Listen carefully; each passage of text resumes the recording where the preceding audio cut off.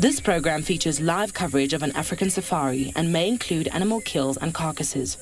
Viewer discretion is advised.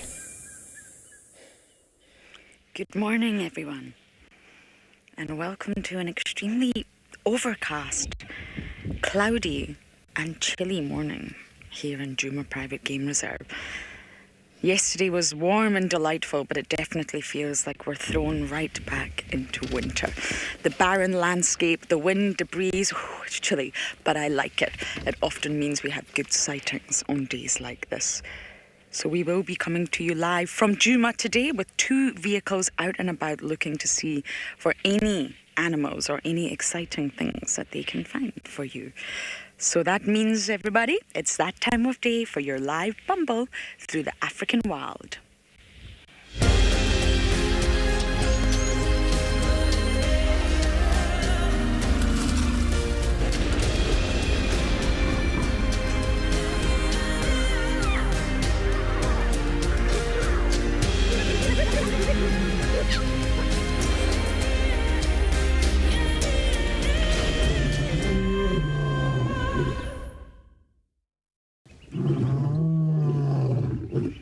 Welcome aboard, everyone, at least onto Team Wendy's vehicle, the bumpy one.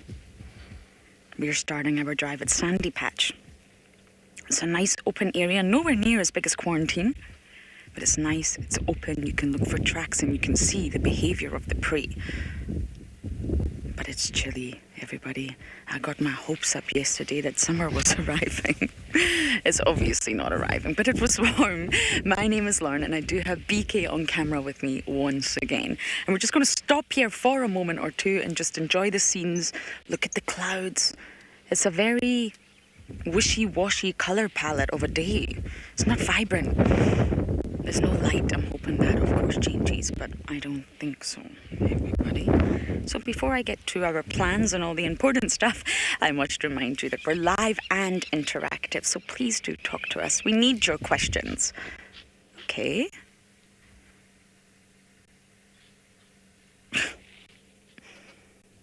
It's a naughty ram, being rather naughty. And if you can't think of any questions, send in your comments. Make us chuckle. There's always room for a good laugh on board. And how do you do that? You send your questions and comments in using the hashtag WildEarth on Twitter. Or you can use @FC if you're using the YouTube chat. If you don't like either of those options, you can head over to the WildEarth website. And as long as you've registered, you can submit your questions under the live safari page. We had a bit of a debate this morning. Davi's wearing shorts, BK's wrapped up completely with the beanie on. I'm somewhere in the middle. Andrew's wrapped up in a blanket too. I think maybe Andrew had the best idea out of all of us this morning. Kids, if you're watching, please do talk to us. We want to hear from you the most, just don't tell the adults. You send in your questions using an email address, and the email address is kidsquestions@wildearth.tv. Tell us all about you. I want to know all about you.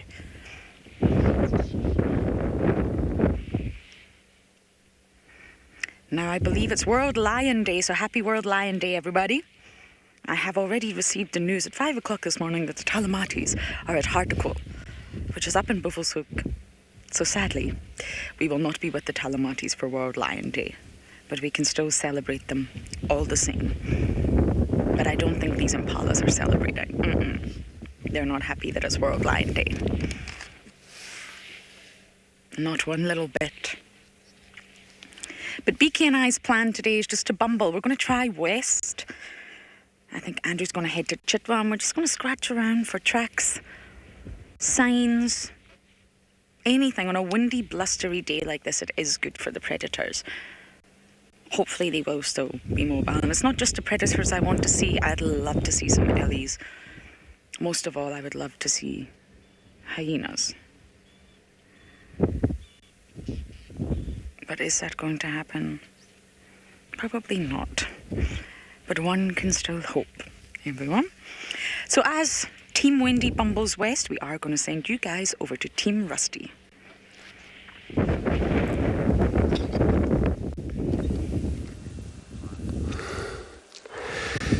Good morning, everybody. Welcome to Djuma Private Game Reserve here, where it's actually cloudy and windy slightly morning today. So we're now just going to be taking a look at these landscape, and this is where we're going to be actually searching about for our animal of this morning. And my name is Andrew. On camera I have David this morning also. So we came to this area. We're going to actually working around Tswalu this morning, and then that landscape that you see on the background, this is where we're going to be heading into.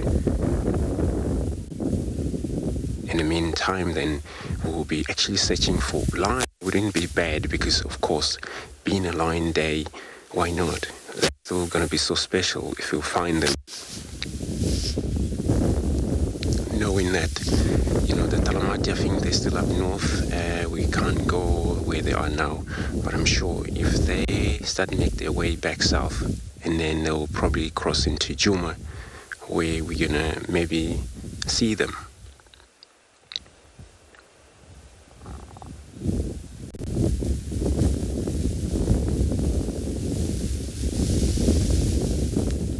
So morning like this, wind is slightly, and then of course it's cold. And then we're just going to find out what the animals will be about, and then what they're going to be doing. Mainly, a lot of them, they might be just gather around, and then they just provide warm when many of them in the same spot. With these impalas, also buffalo can do the same. Just provide warm. Pride of lion, they will combine and they will stick around together so that they provide warmth of themselves.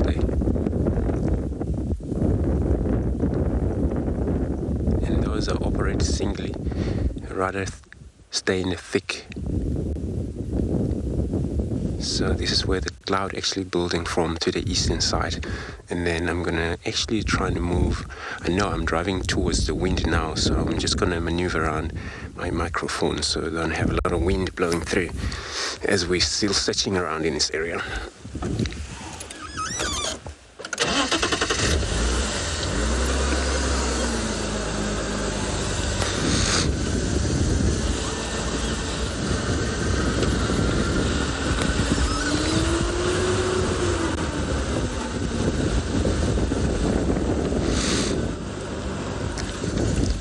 You're asking, would the wind ever blow the animal tracks? It does. If it's so much wind over the night or during the day, it would actually pour a lot of sand in these tracks of animals. So they won't really look fresh, or you won't able to tell whether they're fresh or not.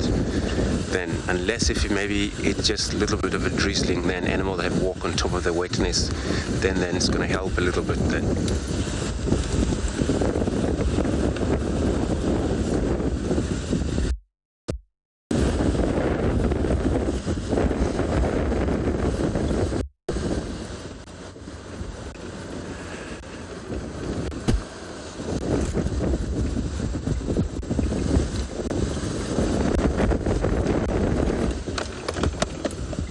Just kind of see, because many of these animals, especially lions, these leopards we're looking for, so when they move, they're more likely to use roads. And there's some roads, if they parallel with the direction of the wind, of course these will be blowing off. Some roads where they actually lead opposite from the direction of the wind, and you still see at least any details on these tracks.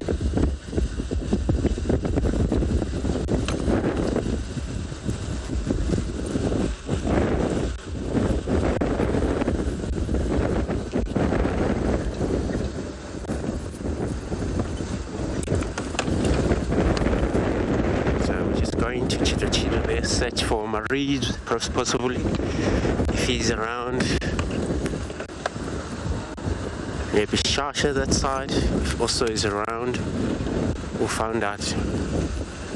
Actually, I haven't seen a leopard for these drive that I have already. So for return, it's really cool.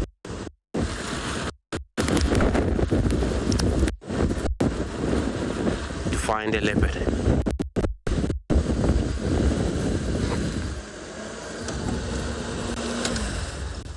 So some area here it's burned.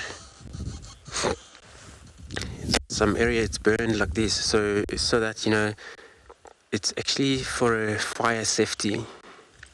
But it is just where the area like this, regrowth, the grasses actually pick up very quickly every time, even as slightly of the rain drop, and then the green is going to shoot. And then these impalas or different antelope, they will be attracted to the green. And this was actually burn, but controlled burn, so it's called fire break.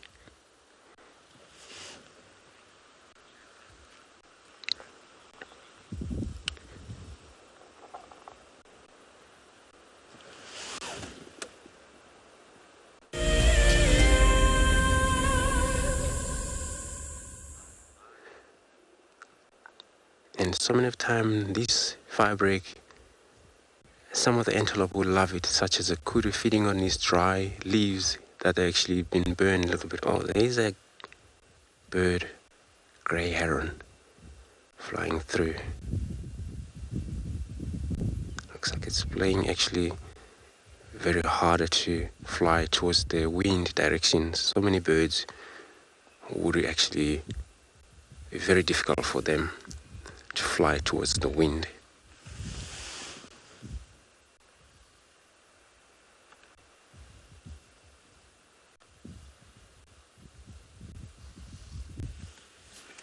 And this termite mound also, there are good paws for leopards, even these antelopes. They may likely to climb mounds like this and then look out. Even impala, they remain in group, but they still have to check around themselves for that. Some of them can climb such a mound and then scan around,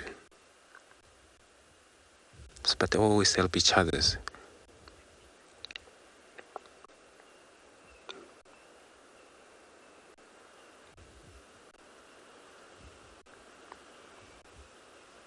And it will be so difficult for impala because being in the open and it's cold, and then all they do, they have to fluff their coat, so they will provide warm. And then the minute they go into the bush, and that's where they don't trust much because the wind is blowing so much, and they get so confused, not knowing what's going on.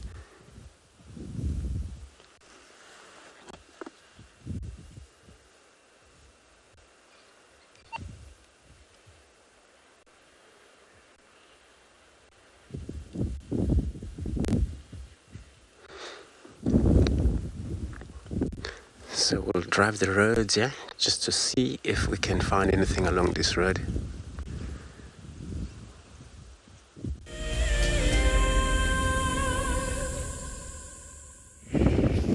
Well, we have found one of the animals that I wanted to see today.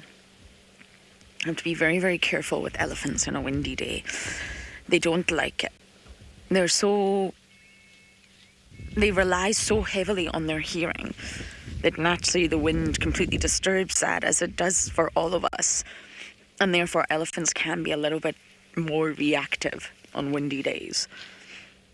Can't really hear as well. They can't hear where the sound is coming from. So you have to always make sure that you position yourself correctly. Give space. You don't need to drive right up to elephants. I mean, they're huge. You can see them from slightly further away, and just be very, very cautious of their behavior. This is a very relaxed pair. It's mom and calf.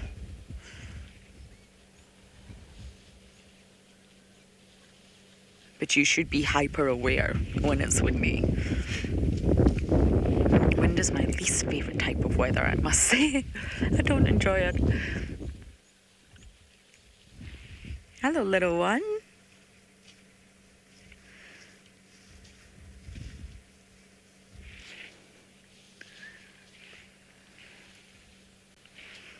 I wonder if we can try and reposition beaks ever so slowly.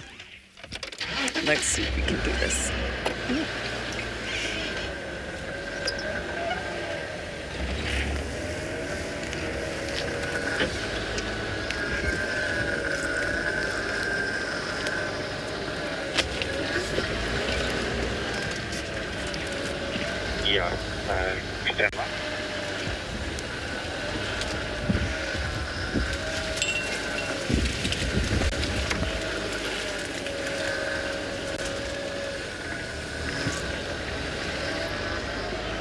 go. I've just positioned the vehicle so that if she shows any signs of unhappiness, we've got a forward escape road on a little 2-track and we're out of here.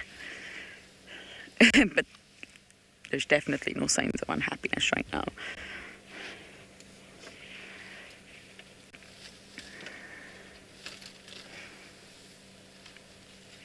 You've got to love the drongos.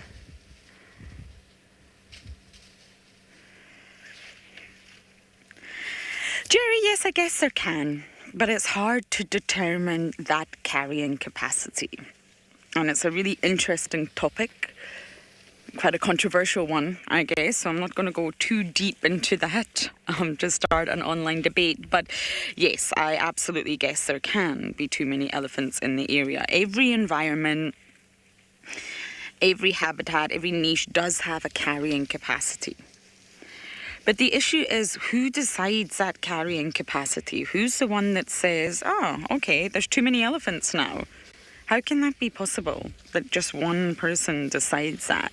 You need a lot of data, you need a lot of information before you can sort of make that decision. And they used to cull elephants for that reason. They are highly mobile, though. They move great distances. They don't stay in the area for long periods of time. But naturally, when they do come in, they do cause a lot of destruction. And that's why closing water points is sort of a conservation management tool here, especially in winter. So they will close pumped pans. So let's just use Galago pan for an example. I'm not saying they do that, but just as an example, because it's a pan that we know. They'll close the pans in a rotation. So they'll close Galago pan for a little while, a certain period of time, and the elephants that come will know there's no water here. There's nothing here for me. And then slowly but surely they'll learn that and they'll leave that area. They also won't be able to smell the water. And then they'll open up Galago pan again, and maybe they'll close another pan, one-eyed pan. And it's just to control and sort of divert the elephant movements. But, 1996, I believe, was the last cull of the elephants. And the cull was about 900 per year. And basically, it was some guy in the Kruger decided that 7,500 elephants was enough. That's the number. That's the carrying capacity. If it goes over 7,500, we shoot. And to be honest, where did that figure come from? How did he get that figure? How did you know that, okay, above 7,500 is too much? But the Kruger and the sort of greater Kruger and all the areas do close water points. And that's obviously a non-invasive, not harmful way of redirecting. But there's lots of other methods that they've tried and tested. They used to try vasectomies on the males to control the populations, but naturally that is very costly and not entirely practical. They've also tried contraceptives for the females, which I believe does work, but it also results in quite a hormonal mess. Once you do alter the hormones of an animal, you have to understand that there will be after effects. And what they are trying now is immunocontraception. So that doesn't rely on your sex hormones. That's not going to affect all these hormones that make you emotional and whatnot. It rather uses proteins that are extracted from eggs produced by female pigs. So it's non-invasive for the pigs as well. And when it's actually injected into the elephants, along with a sort of immunologically enhancing substance of sorts, these proteins successfully stop sperm from binding to the egg. Binding, penetrating, and then fertilizing the egg when that cow ovulates. So it really relies on the elephant, the cow, like what we're looking at right now, creating an antibody. It's an immune response, so an antibody to the pig proteins, because it's foreign, it's from another species. And it's actually the antibody that's stopping the sperm from penetrating the egg. But I believe this method has actually been used in 35 or even over species across the board, including horses. It's not just solely elephants. But that's another method to sort of try and control populations without culling. But yes, I went a little bit deep there in answer to your question. There can be too many elephants, absolutely. They are very successful at reproducing.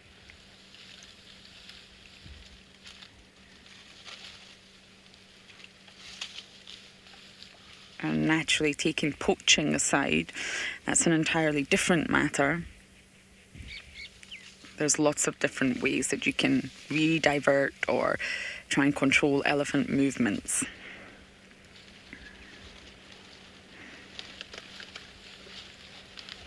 Oh, look how happy this beautiful girl is.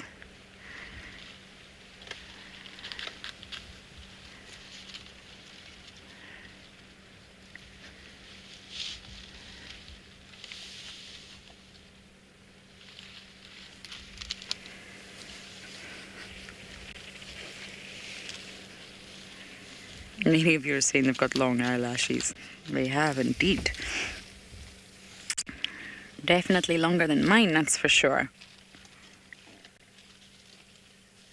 Of course, to protect those eyes, those small eyes, that they don't always use, you know. Completely protected by those gorgeous eyelashes.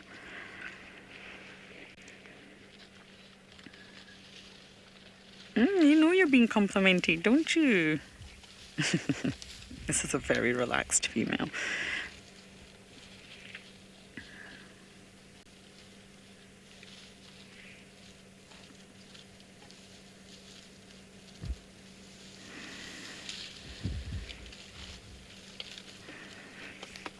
And if you just go up to the top of her head, BK, look at that forehead.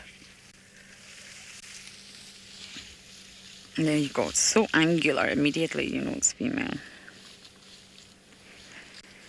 Alika, that's a tough one. Again, another controversial topic that I'm not entirely going to dive right into.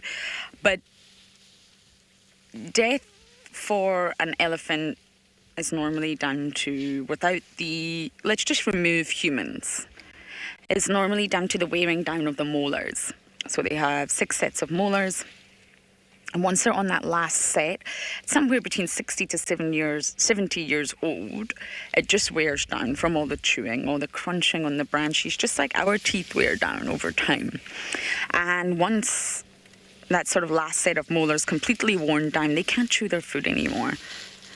And that's the sort of normal cause of death, other than disease and parasites. That's the natural causes.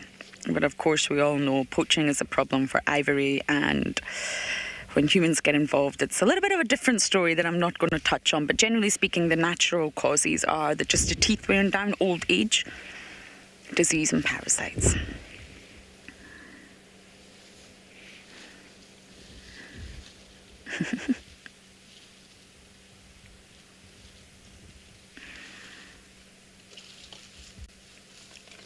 Look at the two of them. I see more grey bodies in the distance. They are part of a herd. You two are so happy.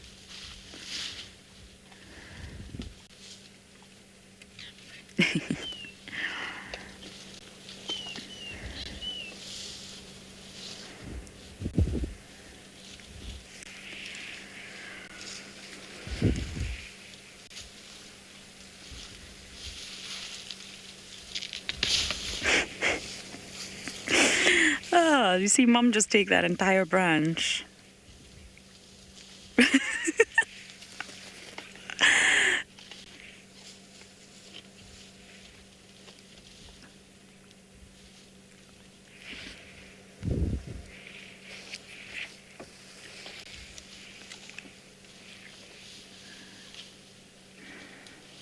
I love just listening. I mean, it is slightly windy today. It's not going to sort of give the best audio, but I can just hear them crunching and pulling and even just moving through the grass. Their big bodies and dry grass is an excellent combination.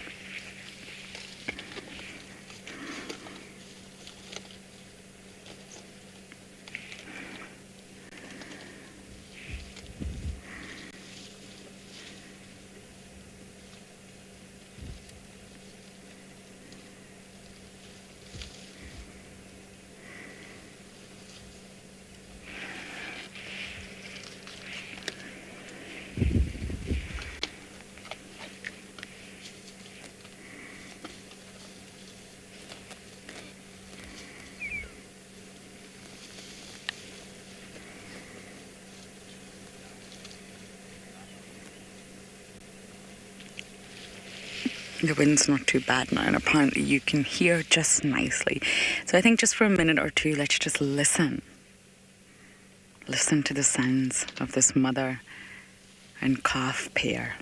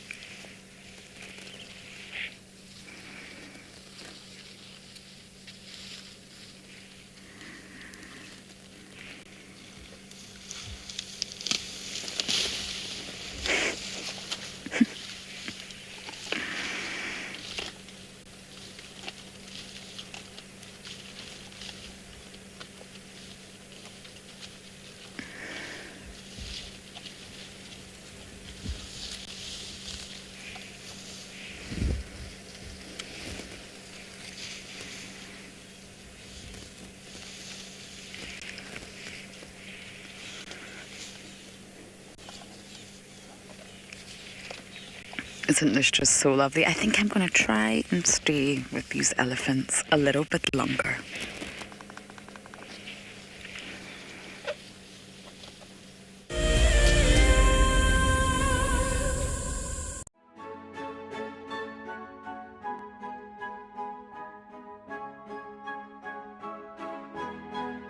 The Wildlife and Environment Society of South Africa, WESA, encourages people to care for the earth.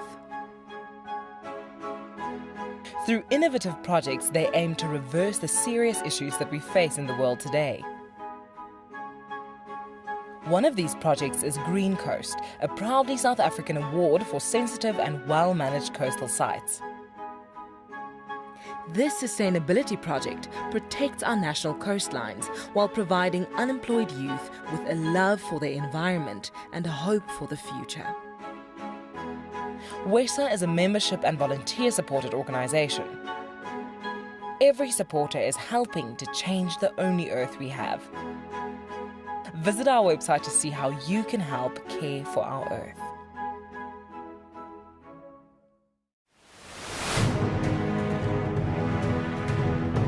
For me, the best part about being a guide is being able to live out in Africa's wild places and being able to share that with people. Of all the challenges, for me, the one that I'm probably the most comfortable with is the game drive. I think that's what I do most days, so that would probably be what I feel like I'd do the best at. It's like someone's put little Lego blocks up there and made this perfect little sort of statue, and there's another one further along as we drive. One of the challenges I'm the most nervous about would probably be shooting. I think on the day there's always quite a bit of pressure and intimidation, always associated with it, but I guess we'll see how it goes. I hope I'll win this competition, but if I don't, it's still been an experience of a lifetime, and I've learned a lot and met a lot of really, really cool people.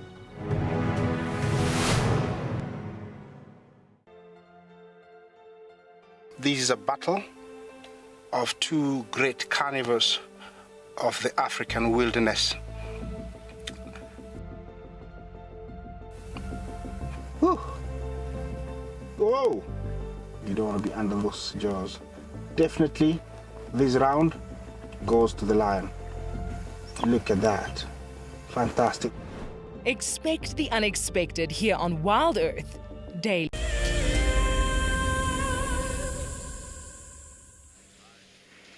We're still sitting here with our gorgeous pair. Completely relaxed. Look at that. Tail just hanging. Swooshing occasionally. Two great big ellie bums. You look like you've bitten off more than you can chew there, little one. That is a big branch. Yeah, I thought so. Now we've just left it. A little bit too big. But because Mom's doing it, we want to do it. This Ngala will continue south over the airstrip towards Ngala. Lots of lions on Buffelshoek. Terribly sad we can't go up there and be with them for Lion Day. But luckily we've got our... Oh!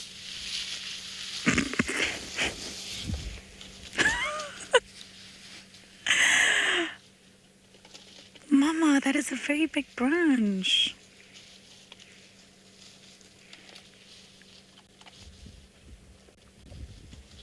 Oh.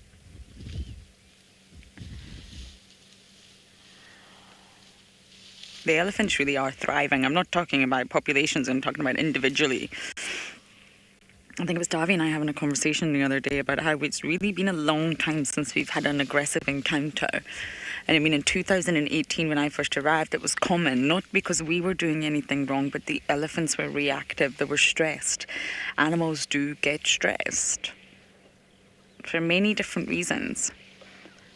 But the elephants were reactive, they were sensitive because they were not getting enough nutrition. Water levels were low, pressure was sort of on at the water points.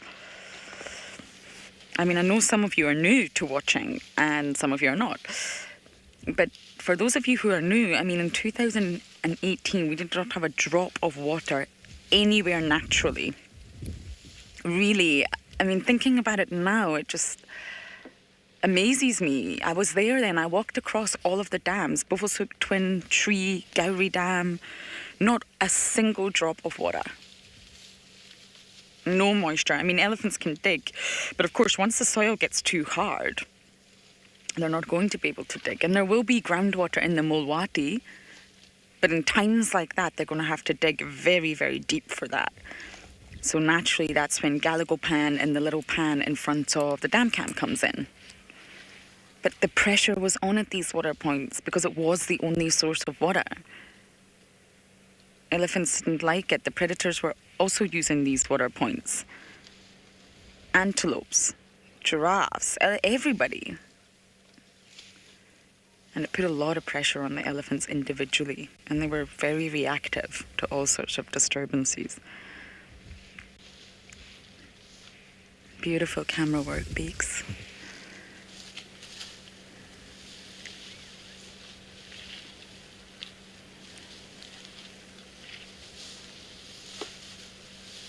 But there's no pressure. There's water everywhere now. Even Chela Pan has water.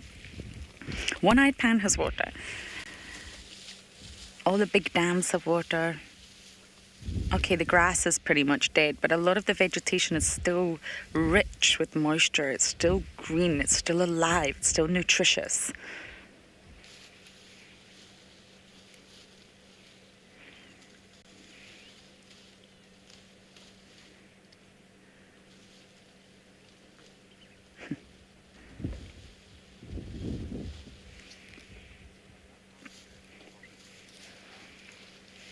Susie, it's so ridiculous, isn't it? It makes me laugh too. The drongos there, Beaks. It's just this tiny little bird with so much personality. So brave. I mean, really, one wrong move and the elephant could squish you by accident. And yet, they don't seem to care. I love it too, Susie. It's obviously because it works. They get what they're looking for, and times are hard. If your diet mostly relies on insects, then times are tough. Yes, there are insects around, but not that many. Mama, are you going to go for that tree that's right next to us? That little juvenile cluster leaf? You are, aren't you? Right in front of the car. And my ginormous head is in the way.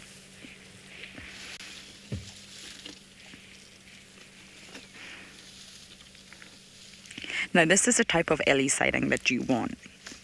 If you remember at the start, I said it's windy, I want to be careful, and we positioned really far away. And when the elephants walk to the car, when they walk to you, they know you're here. They knew you were here before you knew you were here. They can hear you, she can hear me, she can see me, she can definitely smell me, or at least smell Wendy. And this is the sighting that you want. Park further away. Let the animal come to you. Even yesterday, there was some cars driving just too close to Mareebs. Let him come, he will. Park far away. I mean, we're lucky, we obviously have a zoom on the camera, but this is a type of elephant sighting that you do want. When they eventually just come towards you, it shows that they're completely relaxed. They know you're there, and they also know that you're not going to do them any harm.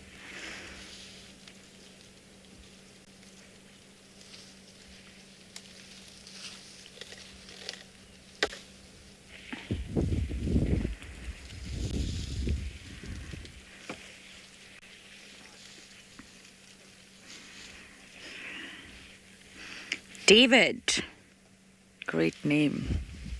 Everyone in my family that's male is called David. On various different signs, and you really have to be tuned into it. I'm a firm believer that any animal, even in the ocean, I mean, if you've never been attacked by a titan triggerfish, my goodness, you've never lived. It's absolutely terrifying. That is my fear in the water. Not a great white shark, not a shark, a titan triggerfish. Google them. Even they display. You've just got to sort of read between the lines. So immediately, if you see young, small calves, immediately be on high alert. Mothers will be protective. This is a much older calf. But if you see those tiny, tiny little ones, newborns, already that's a sign just to be on high alert. The environmental conditions, it's windy today, be on high alert. You know, don't get complacent. First rule is a guide, never get complacent. If an elephant's sort of a little bit unsure of your approach, she'll be looking at you and immediately the ears will open. Obviously we're looking at a calf right now because the mom's moved off, but the ears are flat against the body. And if it's really hot, they'll be flapping.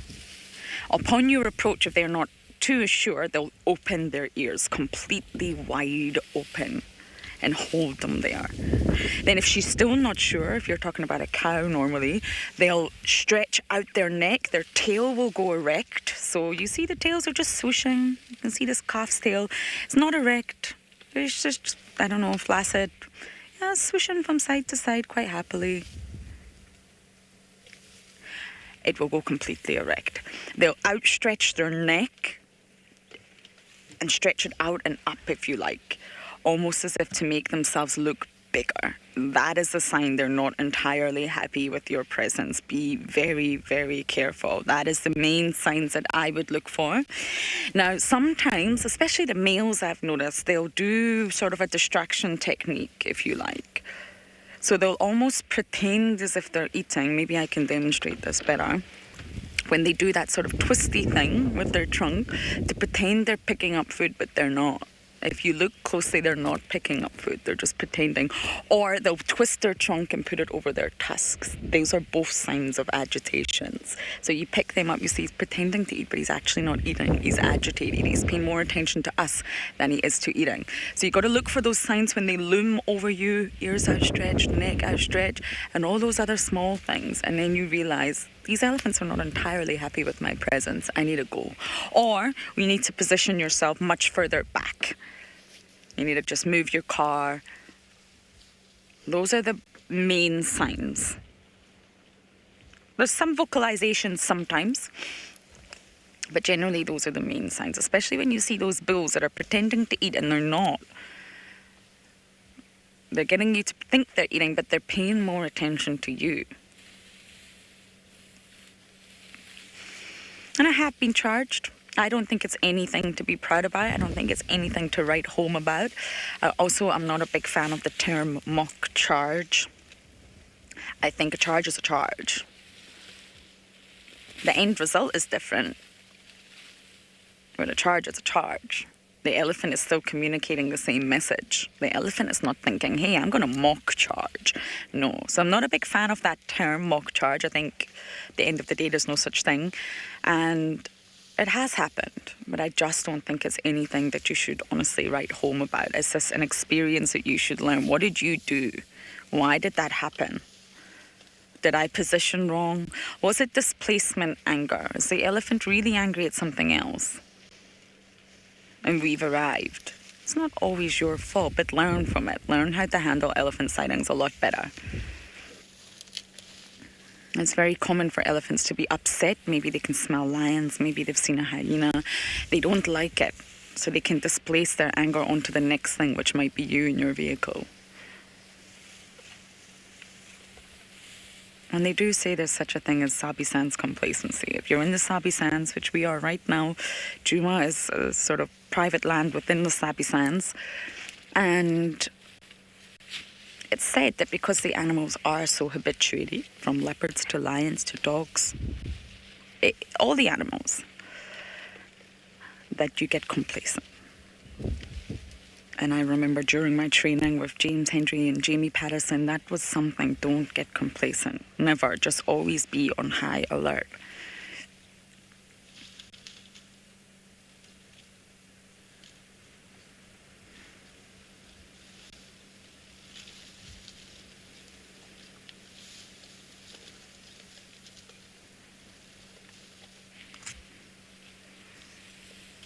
And elephants will come around your vehicle. I had a young bull sniff my vehicle the other day, put his trunk on it. You know, as long as they come to you and you're just reading the situation correctly, then it's okay.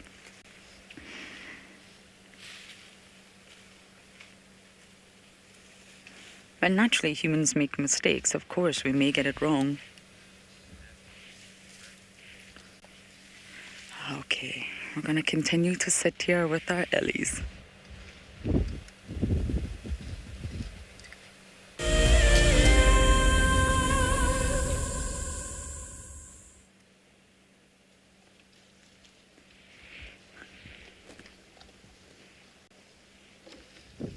Okay, we're sitting here with some elephants.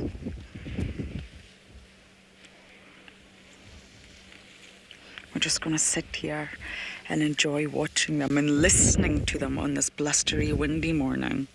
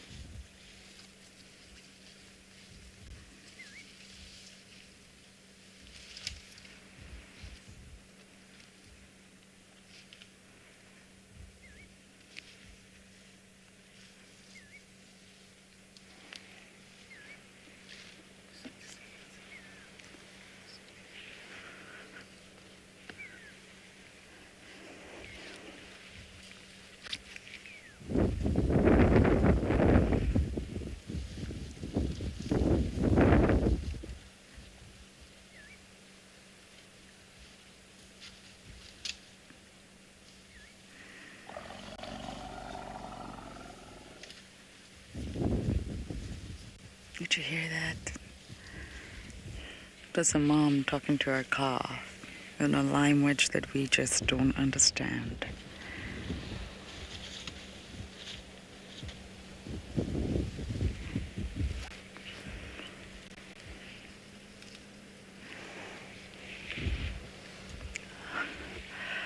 Okay, we're going to sit here a little bit longer and enjoy this incredible sighting.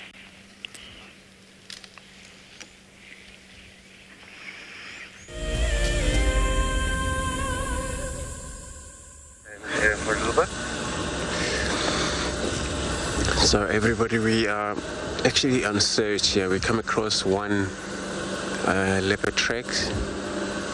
It came out of the probably Cheeto there, enter Torchwood, and then the track doesn't look actually bad since it's been a lot of wind all night, but it is still clearly so. Checking the roads, and the roads that we check, they didn't actually seem to maybe cross more west direction of Djuma at all. So we're gonna check again around here, see if maybe we pick him up, and also to see which one that would be.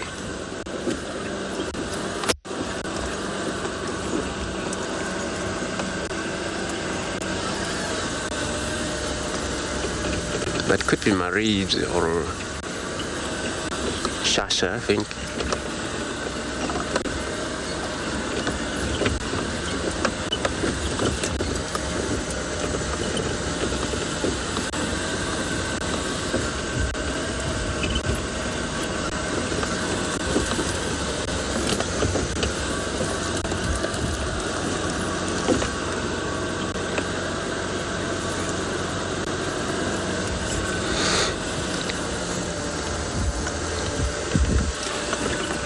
Susan, you're asking, we only burn grasses during the winter? Yeah, so yeah, winter month, this is where we burn, but it's got to be a certain month in winter.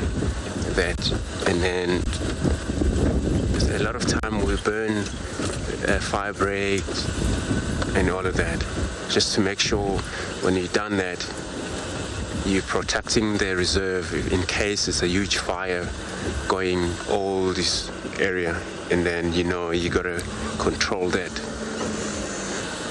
So mainly we don't burn everywhere, we only do these fire break burn sections. So we do circle around the property, the reserve. But yeah, that's got to happen around the beginning of winter, mid-winter, there.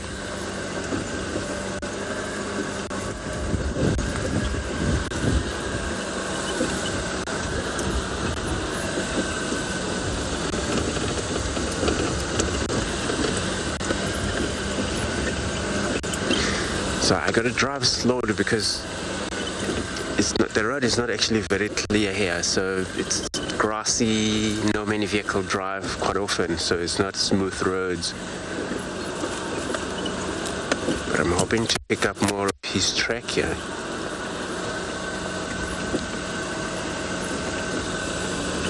But this is what it makes best about also searching for a cat in these season like this, because then you're able to see at least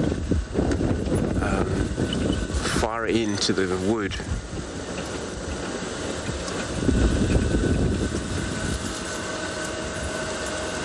So it makes a really difference between the summer and the winter though.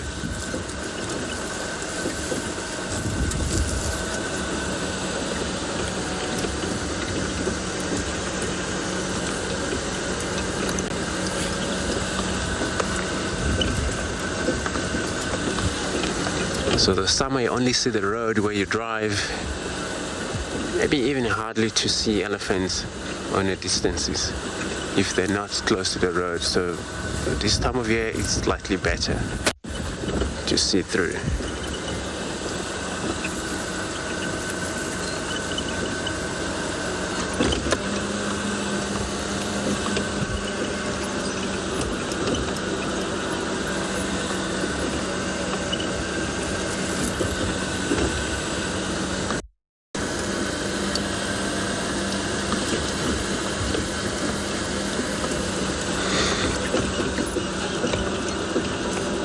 So everybody is saying that he cannot wait to see everything comes to a green again. Well, that is going to be really cool to see the green take over.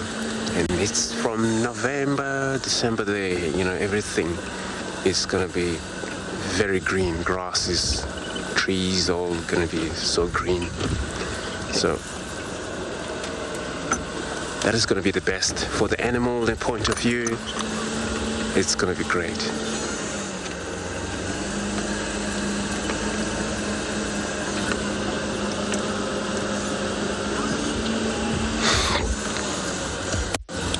So I'm going to recheck here because it seems to be maybe it's another track that I see now. But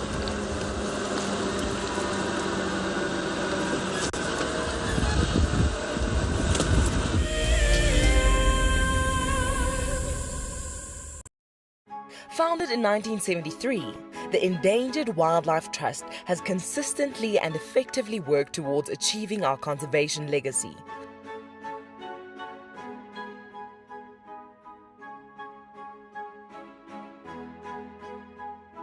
Contribute to this legacy by visiting EWT's Get Wild eShop and purchase products with a purpose.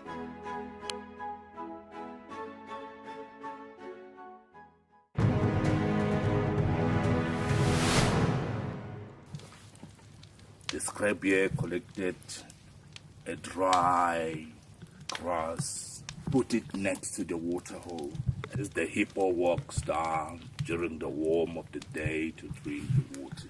When the hippo arrives, he saw quite a very nice grass, an area not to resist to rest.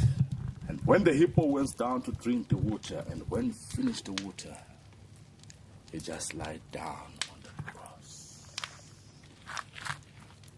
And then, that was the opportunity of the scrappy. You know what? Today is my day to pay the revenge.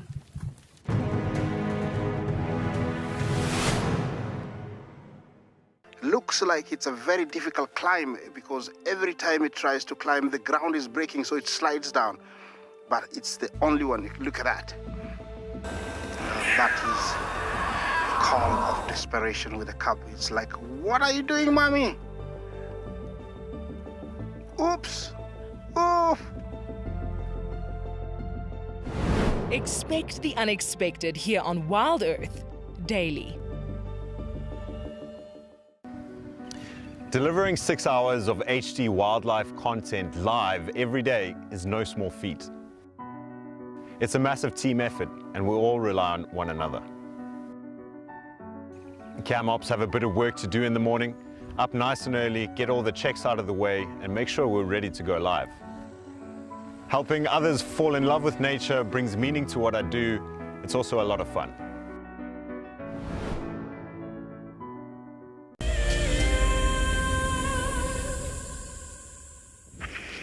This is actually a separate mother-calf pair. The other pair went behind us. So we're positioned a little bit further away from this pair because, again, it's windy. Just give them space. We haven't been spending time with this set. I'm sure you can hear the wind. Just positioned far away, we can still get nice views, and I think there's a lot of elephants here. Maybe they're just taking some mummy time out to spend with the bubbas. Go ahead.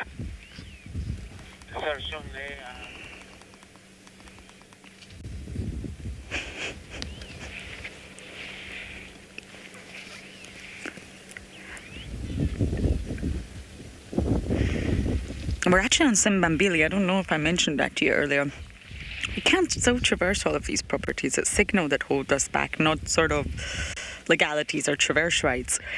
But we're very close to Triple M, so just off in the distance there, if BK zooms out, you're looking right west all the way across Simbambili. I miss traversing Simbambili. It's a very narrow property, but extremely long. It's very different from Djuma. I mean, of course, yeah, it's still in the same area, but it's very, very different. It's nice to drive it. And of course, Tiani, Tortoise Pan, Shudulu, Kara, and Zutini. That's the sort of leopards you'll get here. In terms of lions, really, the Talamatis have been all over Simbambili and Arathusa right now. And again, the Nkuhumas. It's the same lion prides, but different leopards.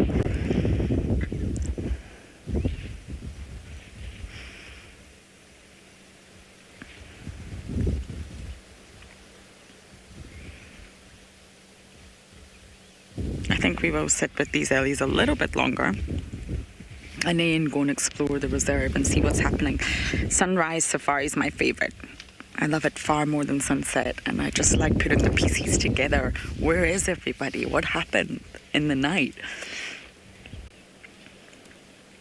We know where the Talamatis are, but that's about it.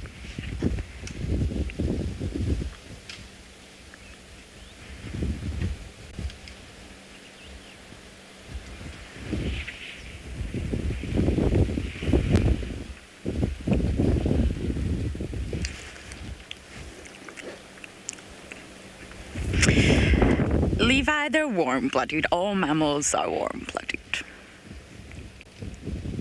100% warm-blooded. Elephants are mammals.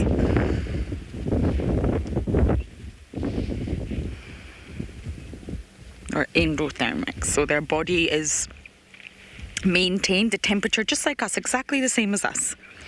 I mean, fish, reptiles, that's your cold-blooded animals. They're ectothermic. But all mammals are warm-blooded. And I mean, to be cold-blooded, it's with regards to the heat, so ecto basically means outer, endo means inner. So ectothermic means sort of outside heat. And it means those animals or those organisms are relying on the environment in order to maintain their body temperature. So I guess for cold-blooded animals, it's a never-ending struggle, really, to stay warm. Your entire existence is about thermoregulation. But with endothermic, your temperature is maintained internally through metabolism, metabolic processes. And that's why mammals like us, we need to eat to fuel our metabolism and stay warm. I mean, we can stay warm all the time. We may feel cold, but our body temperature inside will stay at a constant temperature, of course, unless there's something wrong, unless you've got a fever or, you're unwell. But all mammals are endothermic, warm-blooded.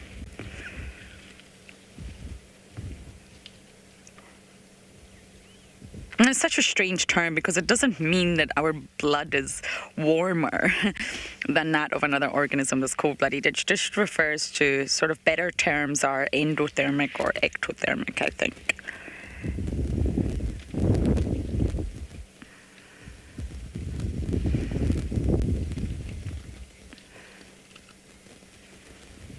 This is another very relaxed pair. It's almost like you're looking at a clone. The young calves just copy their mothers to a T. Mom is everything.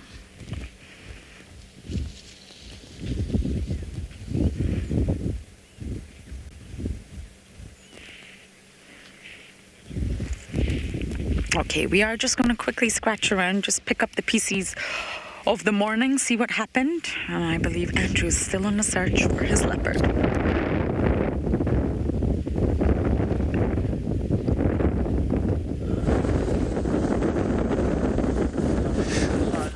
So we're on a cut line now.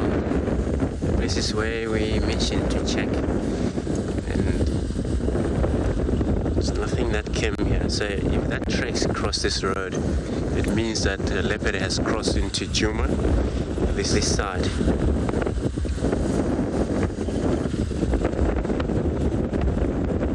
So I'm not only myself. There's another station also assisting checking the other side there.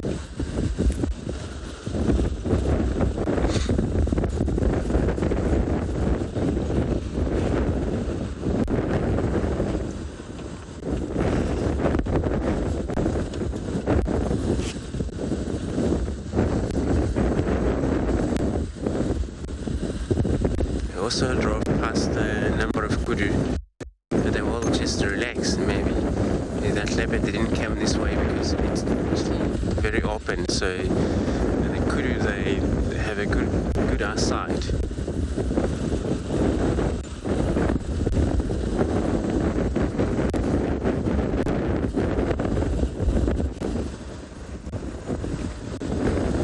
Sorry everybody, I'm driving towards the wind. So I gotta use my hand a little bit just to make sure the wind doesn't blow too much into my face.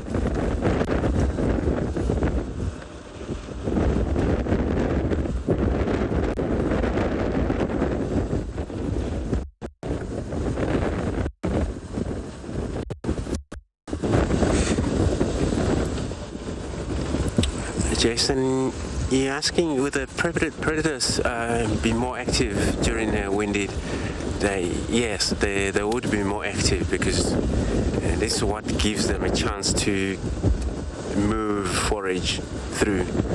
So they will rely also on wind, because wind then it makes the species or prey species confused. So a lot of time they may kill without working hard in it, prey, running into them because of being confused by the wind.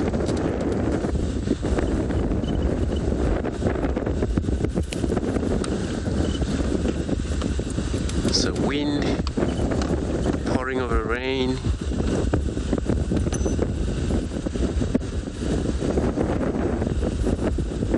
So it's still wind. That leopard may be still on a hunting process even now. There is still a light, or was already too light. The wind will give them a chance.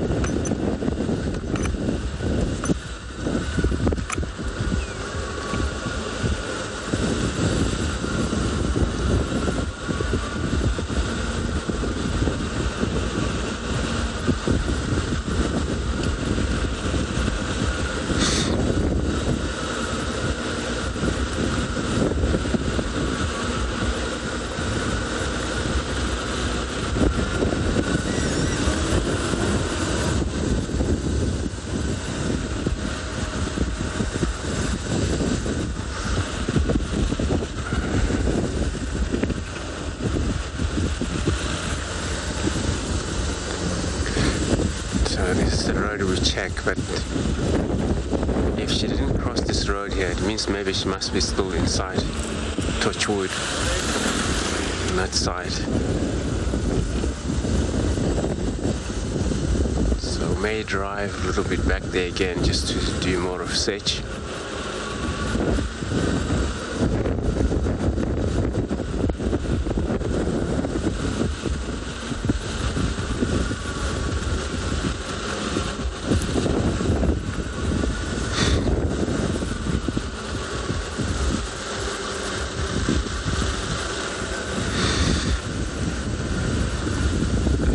Asking would the prey species move into an open area or hide.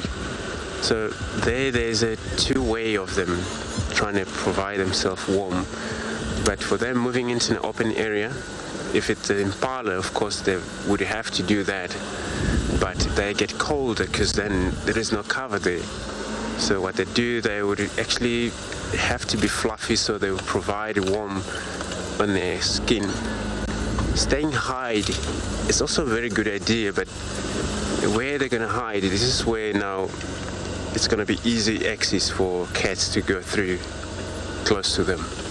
So they got a chance of them to survive, to stay in the open, where they can actually understand what's going on around them.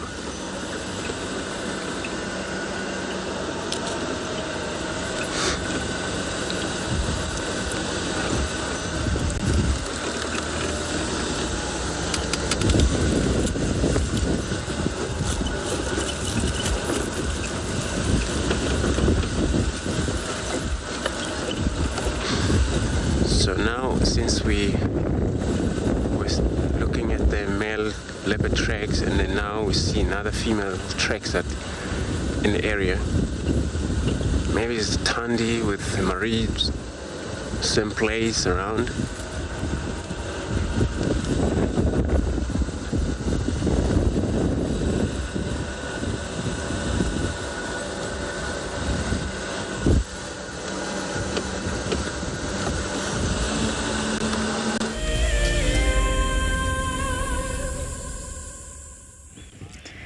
We're just stopping by an open area. With windy conditions like we're having today, it's very, very difficult to use your ears. And hearing is important out here. Although sometimes our vehicle engine maybe overrides that, it's always important to stop and just listen. Alarm calls, contact calls, squeals, anything, really. Birds alarming, mongoose alarming, anything. And although it all looks calm right now, you never know what's sneaking up on these animals. So impala are really, really important to watch. So even although it is quite windy, we are just going to sit here, listen very, very carefully and watch as our impala go about their morning.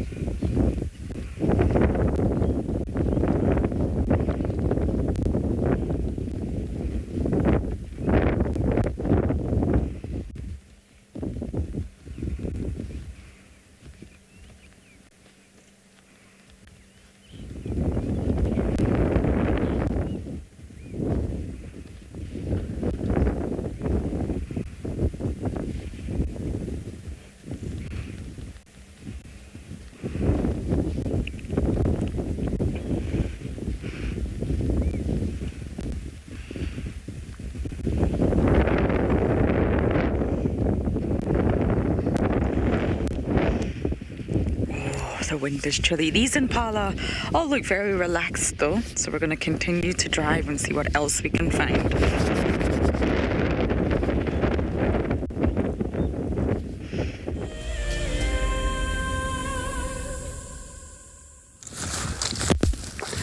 So everybody, I have actually spent a lot of time here, or just a bit of a time, just to search around this game path, because this is where mainly the track that we saw crossing back into, and another one was actually moving to the south on that position. So I check a few mounds down there. There is no tracks. So actually maybe telling us that maybe these animals have maybe moved further in a different area, maybe into one of the drainage line systems. So I'll keep driving around here in this area, see what we can find.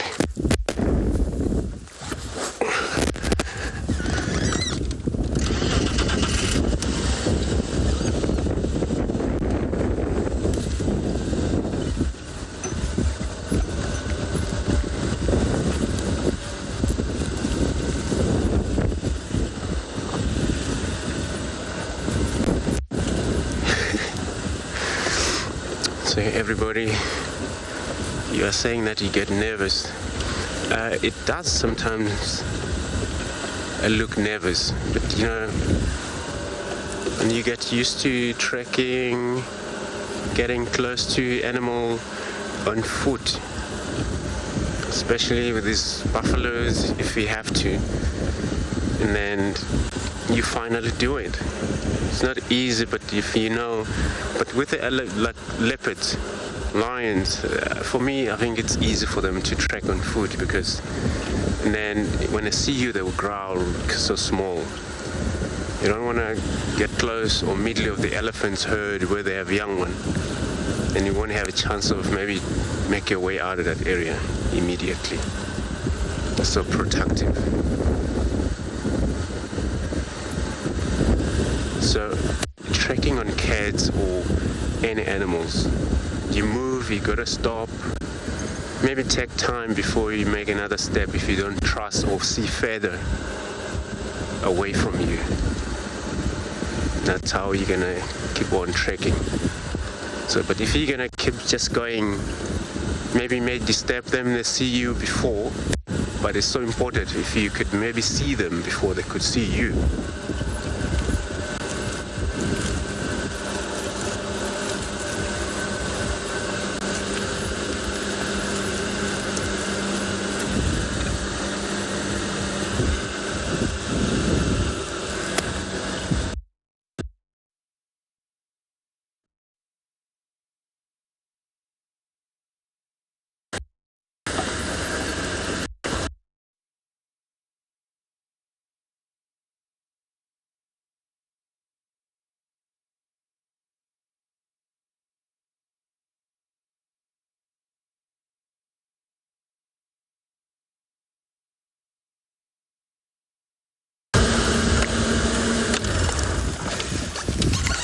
drive into one of the bushes here.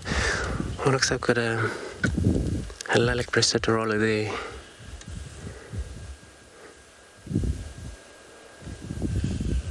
You can see how all birds, when they perch, they look the direction of the wind, so their feather doesn't,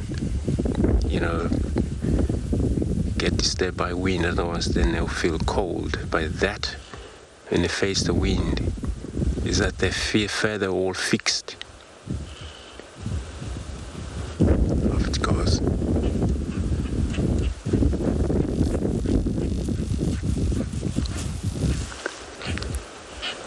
Won't be easy for any of the birds.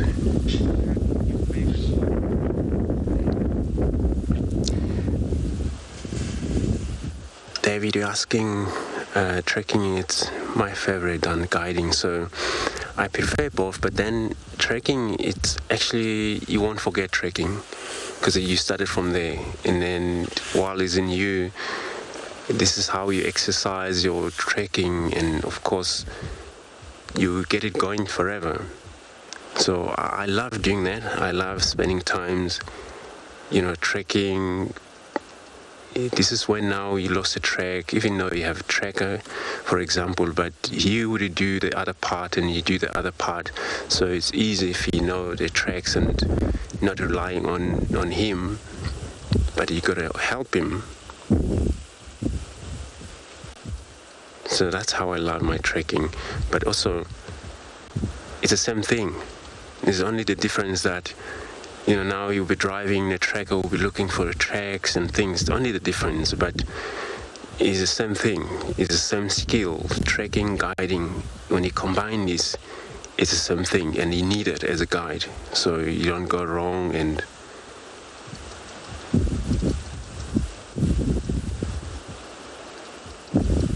so what I understand is that maybe you cannot guide well if you don't understand the tracks. A lot of time you're going to be spending times walking, and then you got to have to talk about things that that you have spent time with, which is the tracks that you already learn.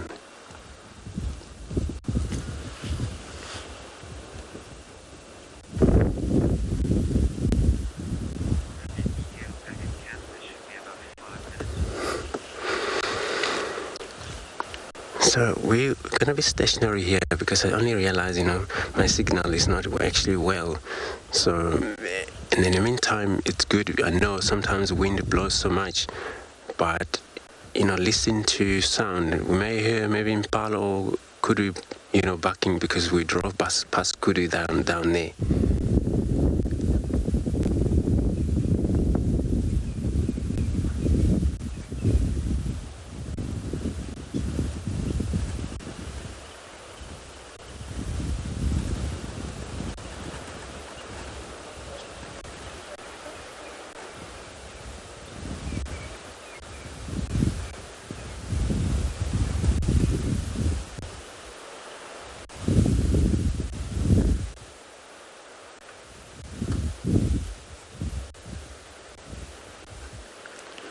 So this type of a morning,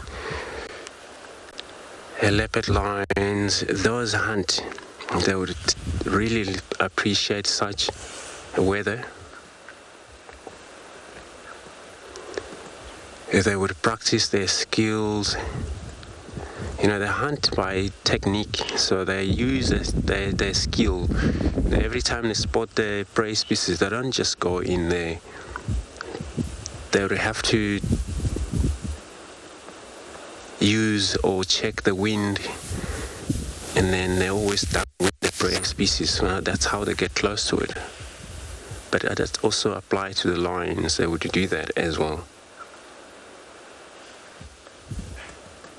Because what happened, prey species already know what the lion smells like. They've been in a situation for their own survive.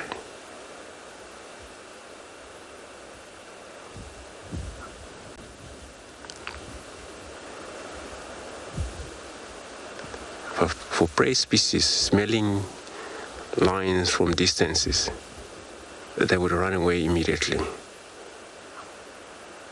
And that's why sometimes these leopards, when they move, they would mainly roll on the animal's dung, such as a buffalo or elephant dung around their face, because their face is rich in some secretion and may sometimes, smell bad when the wind blows towards the prey species. That way, when they're covered with dung, animal dung, then they don't smell much.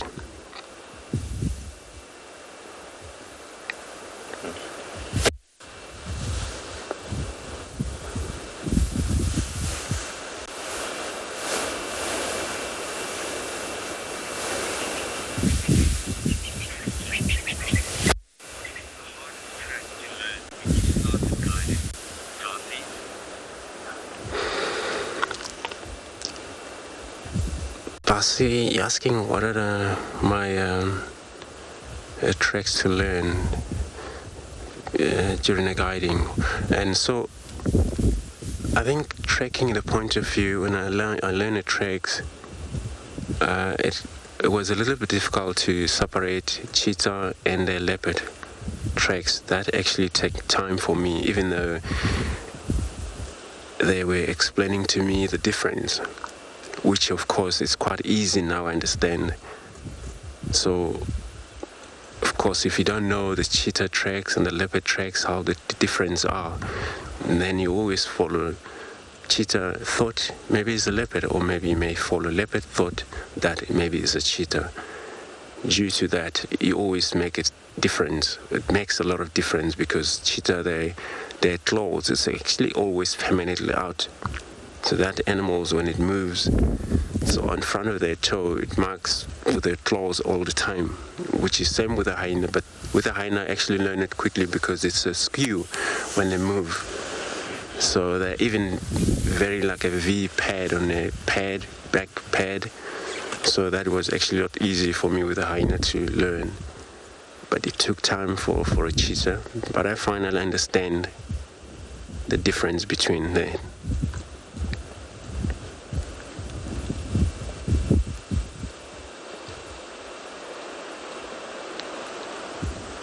So one hardest tracking is just when you track you're trying to identify the frogs' tracks around the watering hole, because they gotta be clear for you to understand. Those are the hard, I can tell you. The frogs' tracks are hard.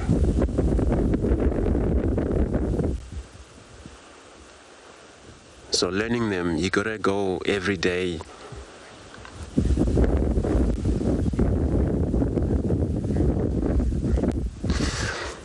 Anne-Marie, so you're asking that do I like to do bushwalk? Yes, I like to do bushwalk. I mean, bushwalk is one of my favorite as well. So this is where, you're always behind the steering, but when you do walk, that's a different things.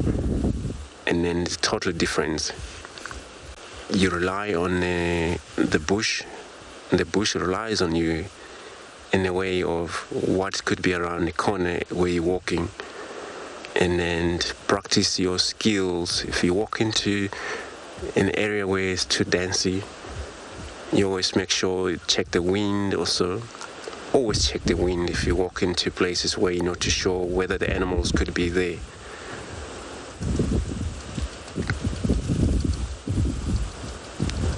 But also, always all of practice, stretching your legs. Also talking about things that when you're all driving, maybe you don't get talked about that. These birds' tracks, these mongoose tracks that you don't get to talk about them when you're on the vehicles. So I love it.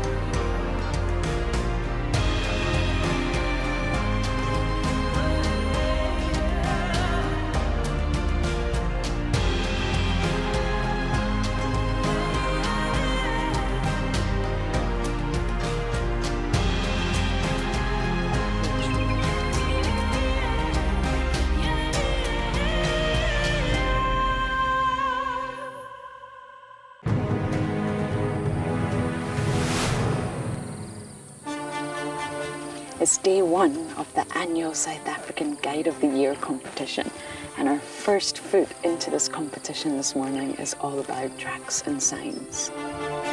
We're going to call you in one at a time. Just look at it, the information will be there.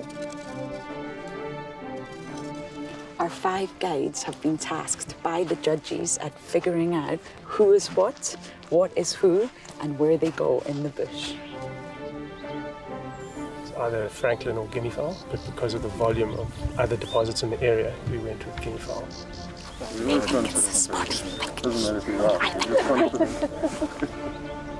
Detailing the surrounding that you need to look out for tracks.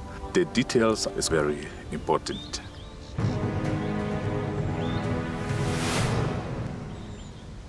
Okay, there's another big male coming in from our left here. Another big male, look at this. This is the one. Now you're going to see sparks fly, guys.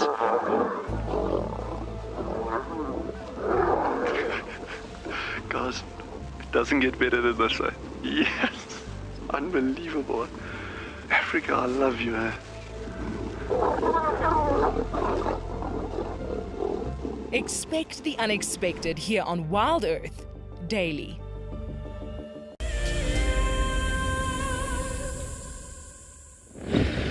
We left our elephants and we're now bumbling to see what else we can find, but my goodness, it's chilly and windy. It's not so great for us, but definitely great to get animals moving. Just like we were talking about endotherms and ectotherms. In order for mammals, in order for those warm-blooded animals to stay warm, they've got to move, just like us.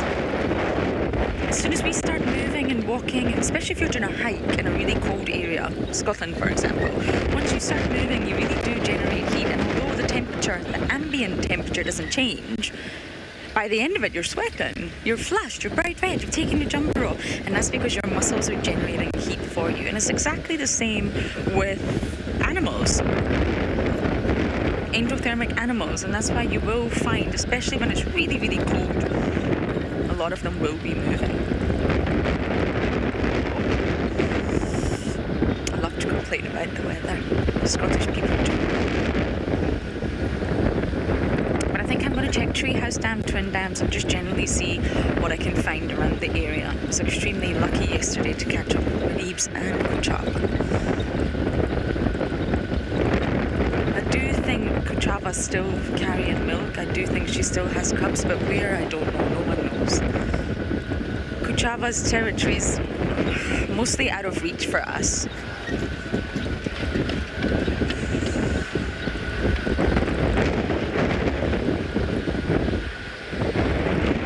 I think we're going to need your questions on a day like that. My hat is blowing off as we speak.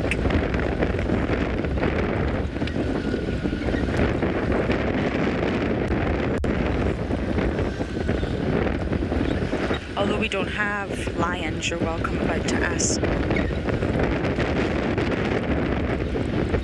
You're welcome to send in lion questions too. Just because it's World Lion Day, although we don't have them to show you, we can still talk about them. Aaron, I've experienced lots of bulls and must. I love the smell of a musk bull. Do you like it, Biggs? Biggs said no. A lot of people don't. It's a very particular, unique smell. I love it. You can't miss it. You can't mistake it for anything else. You can't think, oh, is that such and such? No, it's a bull and must.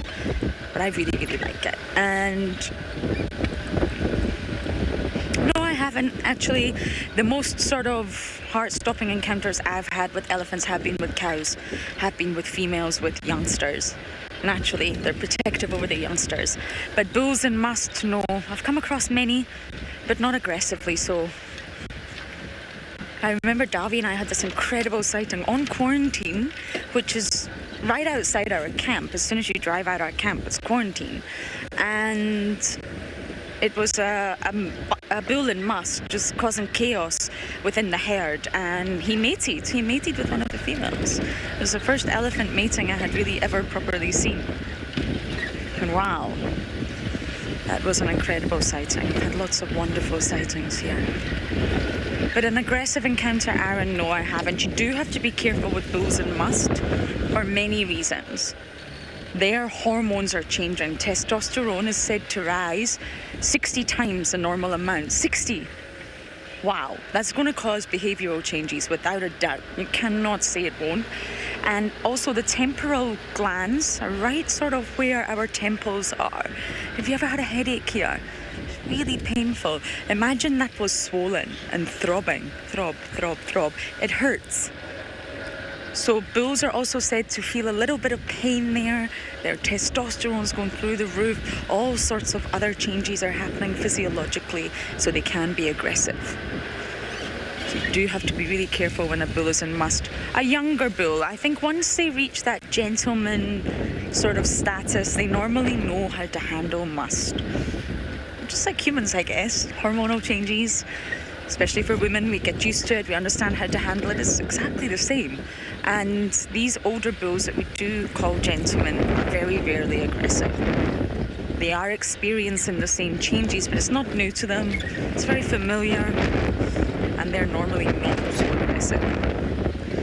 But good question, Aaron, but an aggressive bull, all my encounters generally have been with cows.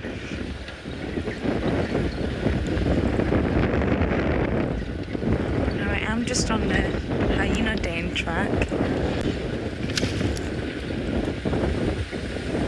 Not that I'm expecting to see hyenas, but it's a good game path. Look, yes, of course. Of course, I mean, not with the testosterone changing up to 60 times in the temporal gland and the behavior, but yes, of course, testosterone does rise when a male lion is ousted from the pride. He's normally ousted for that reason because hormonal changes are taking place. Physiologically, he's changing very, very slightly, and that's he's developing the mane, just like a young boy, a young human boy in puberty, getting that little bit of bum flap and the voice is starting to deepen and all sorts. It's exactly the same, and it's caused by hormones. So a young male lion, when he's still part of the pride, changes are happening, and that's sort of the cue for the females and the males, the coalition, to change their behavior towards that male lion. And with regards to humans, it looks a bit sad. Like all of a sudden, they're being mean to this lion, they're aggressive, but actually they're trying to say, go now, my son, go. Go get your own realm, your own ladies, it's necessary. But from a human perspective, it does look a little bit sad.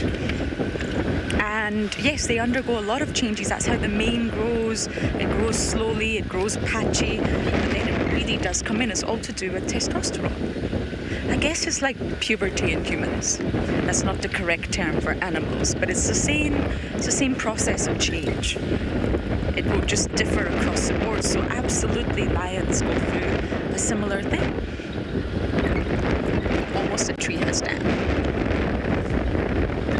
But I welcome all lion questions. I just don't think I'm going to be able to find you a lion. But I don't know. Maybe. I don't think it's all the Talamatis. The Talamatis are splitting right now. Lion dynamics are fascinating.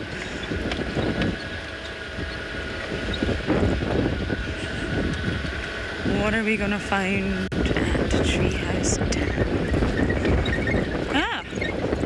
Beak, shall we? Shall we do our good job? I'm going to try. Normally Beaky and I hop off.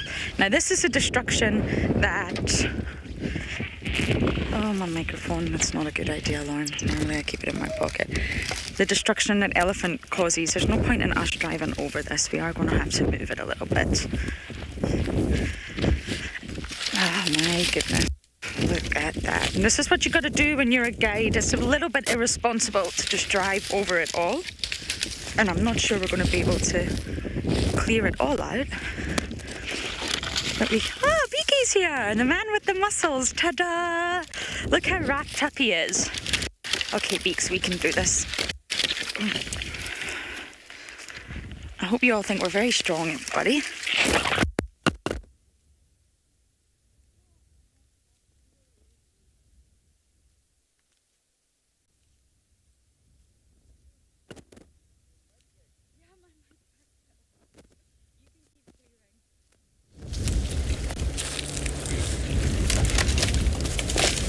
I think we might need to again.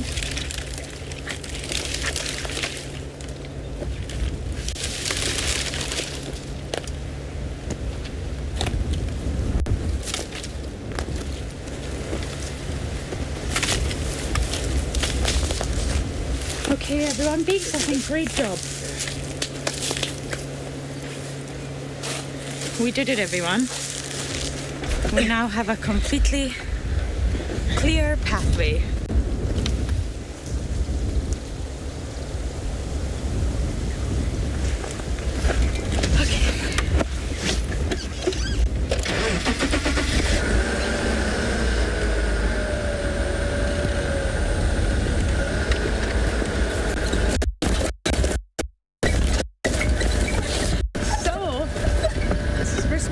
As a guide that you have to follow the pathways.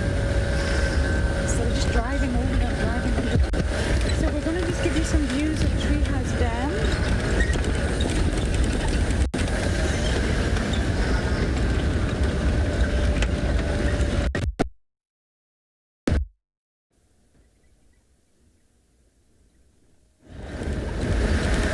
Doesn't it look cool? Doesn't it look barren? Doesn't it look just...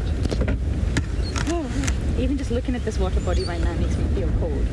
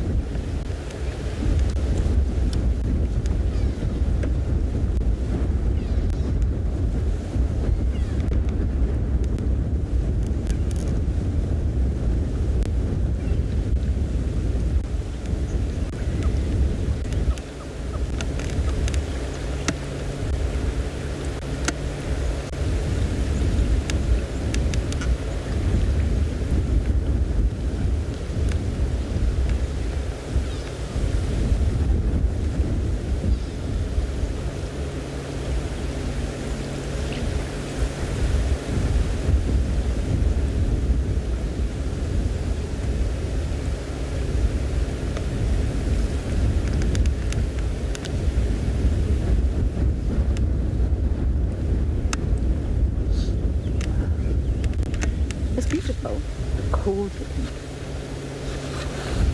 The vibrance of the sun is really not around. Any updates of she's a month?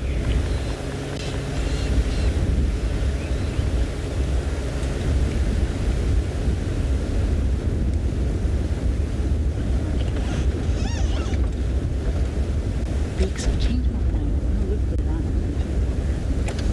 I'm going to check that boat behind us.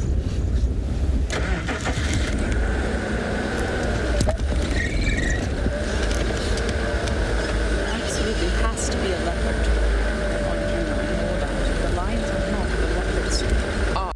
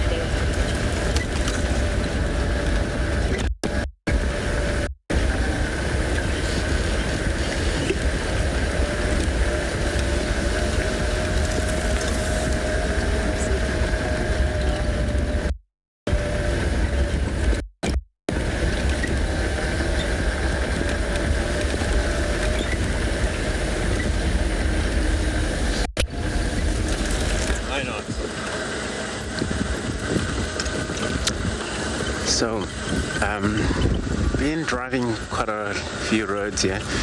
Now I'm gonna head back to that Tswalu Dam since we're not getting actually luck with this leopard around here. So we may come back we're not gonna give up yet, but so that we give a little bit of break and search for something else, knowing that we're desperately looking for leopard this morning for sure.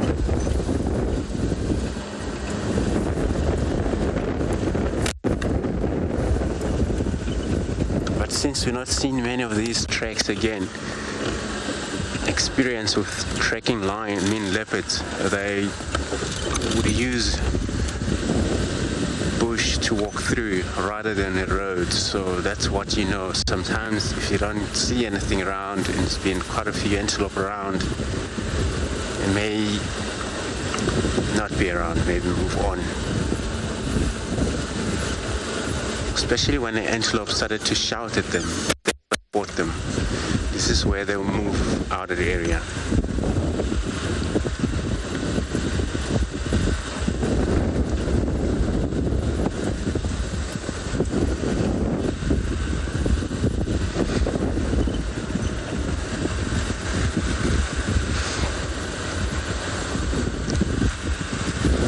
So we're gonna check the dam, Chita Dam quickly.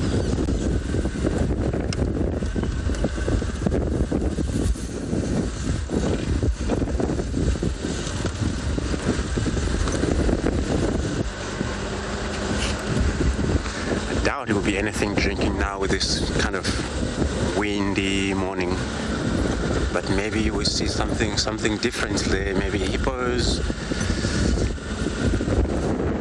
crocodile. Maybe they won't come out for basking because there's no sun.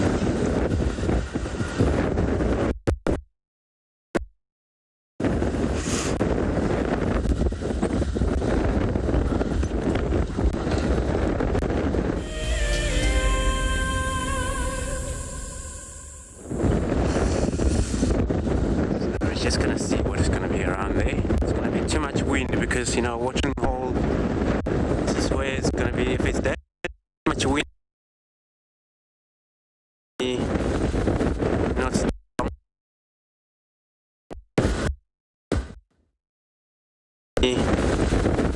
stay longer there.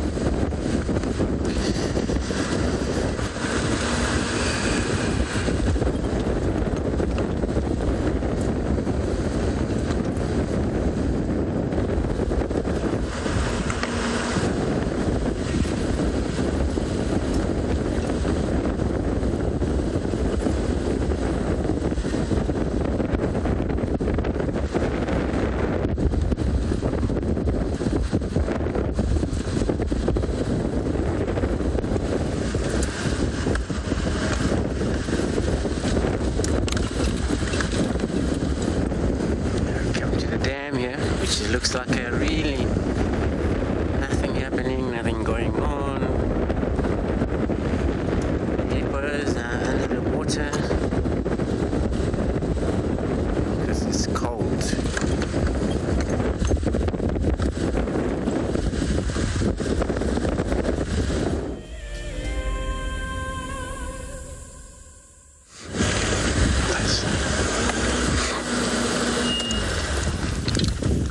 So we have come down to the watering hole, Tswalu Dam here. Actually, where I just park is, it's better. The wind is not actually coming through much, but it will be because it changed sometimes. But we got there was a slightly visible of hippos in one of the stump there Just gonna see if we can still see them, because with these colder weather, they may submerge down for a long time. There they are.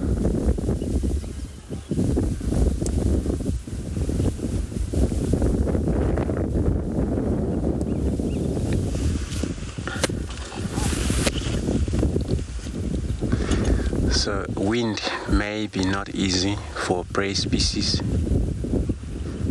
maybe not be easy for most other animals, but then for the cats, because they're benefiting from it at least.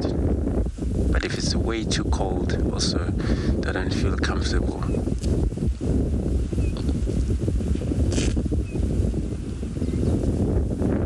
And that's why this hippo, you don't see a lot of them with their nostrils out, because when their body is inside the watering hole, it's warmer. When they pop out with the wind, they get cold around their faces.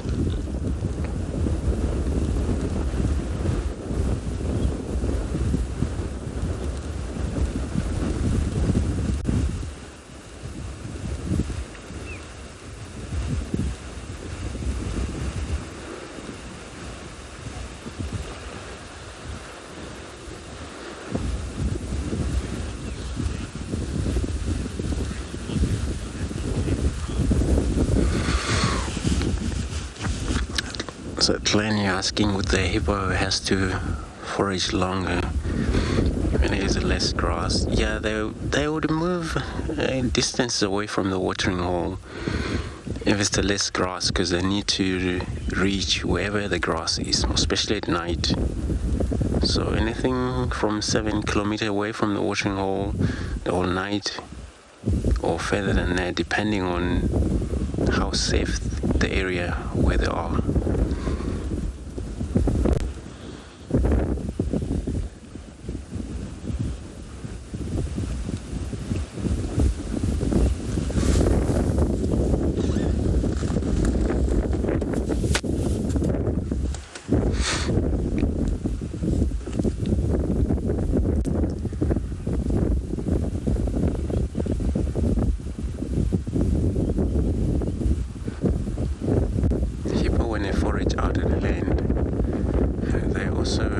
Check for safety, being part of this group of many of them, including the young one. They're still hunted by lions. Apart from that, then I still have to be worried about getting close to big animals such as an elephant. So bad. They have to respect rhinos and these elephants.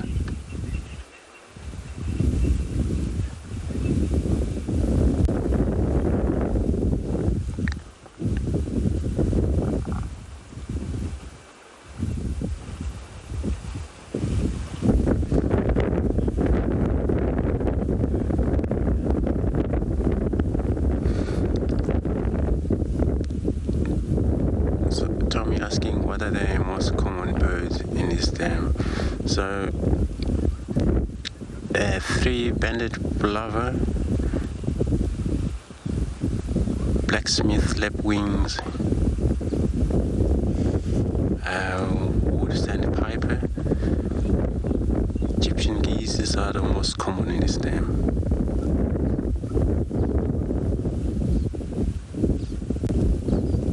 And there's some grey heron, green-backed heron, one of the small heron that you see around the watering hole sometimes. Ooh, I was about to forget that sound you just heard. African fish eagle.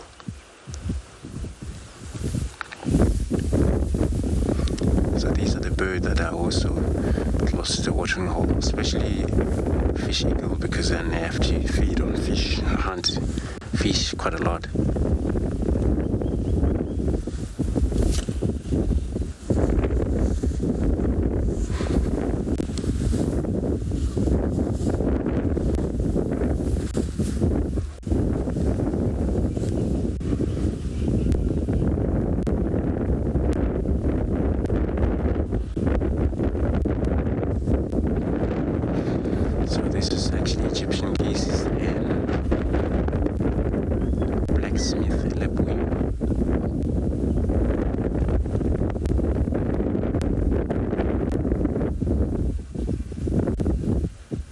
keep hearing these fish, African fish eagle, but I cannot see them from here. Maybe they're just behind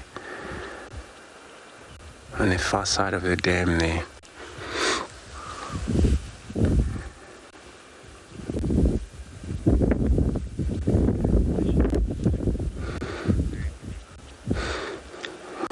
Yeah, these windy sometimes can be one of those, especially around the watering hole. That's where it's so much windy.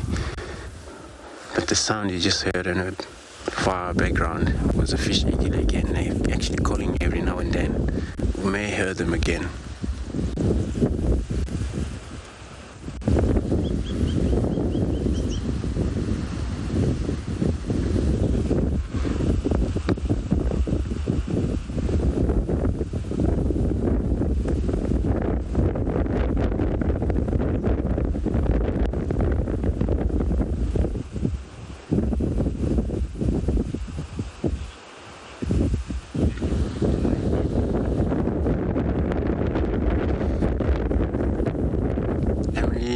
You're asking, would the hippo die in or out of the water? That depends what cause of death. So if it's a sickness, maybe it's just the dam, or when they're trying to move away, search for food, maybe not make it back to the watering hole, or fight that may take place within the water. If one happens that maybe be killed by the other one, then may die in the water.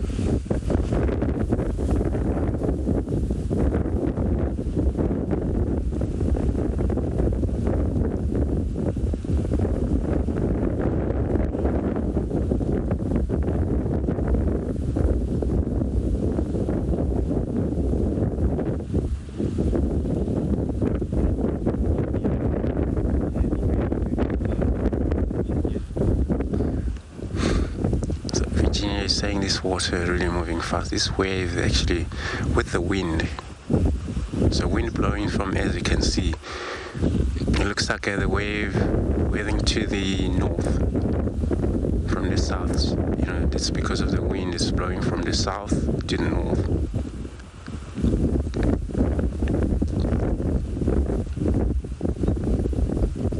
So it wouldn't be really good timing here for fishing.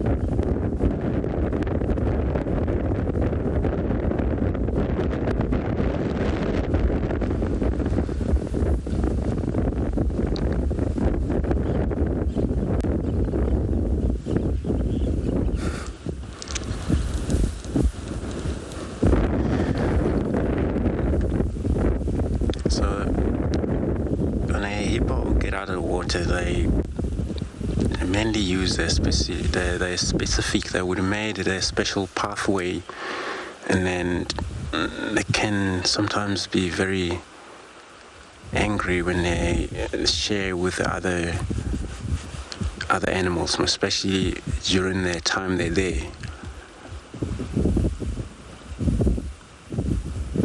And they don't like actually to be mixed with the other animals. Hippos.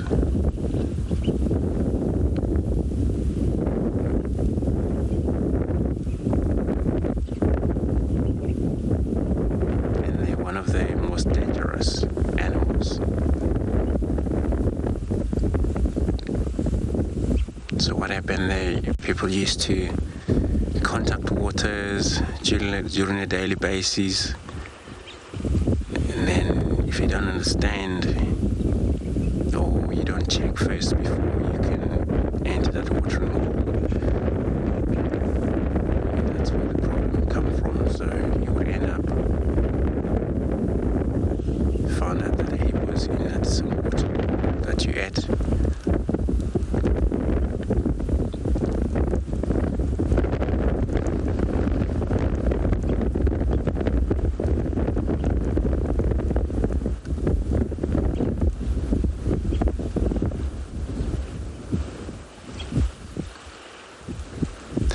when they kill people or kill anything, it's not that they want to eat. They're mainly vegetarian. It happens they may eat meat, but they are vegetarian.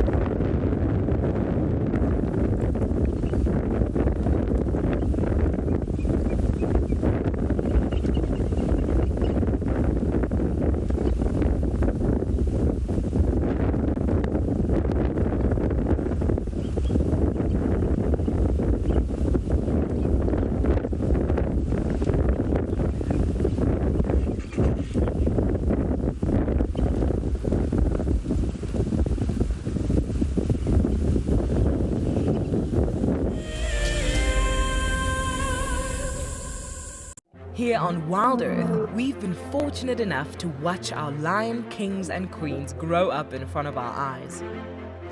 They've all become near and dear to our hearts. We cannot help but feel for them in their moments of struggle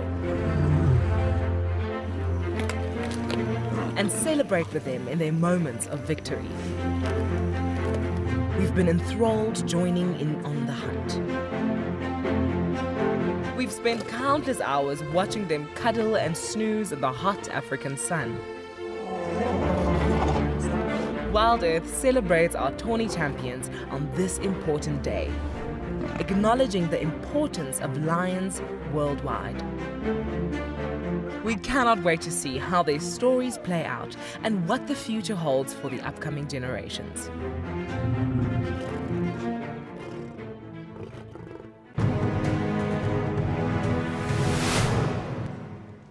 And I turned to Shaw and I saw that she had this panicked look on her face.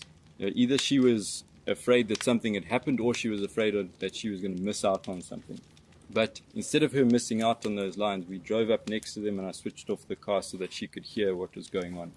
Now, these lions had killed a kudu, and she could hear these two cubs, both 8 months old at the time, busy pushing and shoving each other out the way to get to the best parts of the meat. And the mom was lying just to the side in the shade. Now, I'd known that before losing her sight, Sean probably knew what a lion looked like. But I really wanted her to know what this lion looked like. So for the first time in my guiding career, I started to describe to someone what a lion looked like. And I found that, I started to notice things in that lion that I'd never seen before.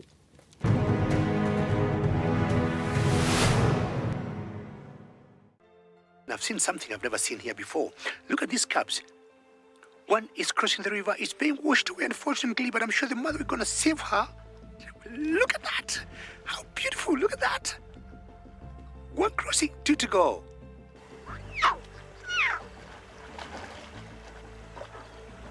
How cool is this? Expect the unexpected here on WildEarth daily.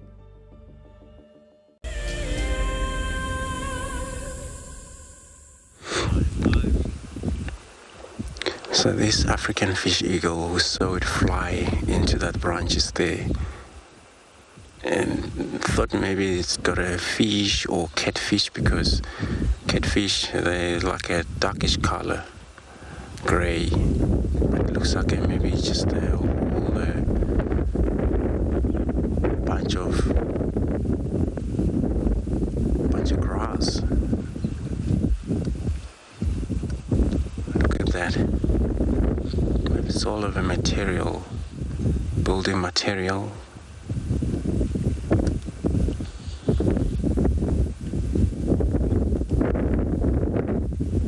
Perhaps.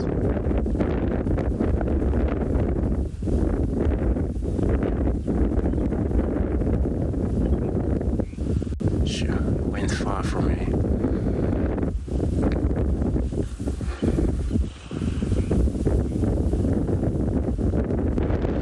It won't be easy for any birds or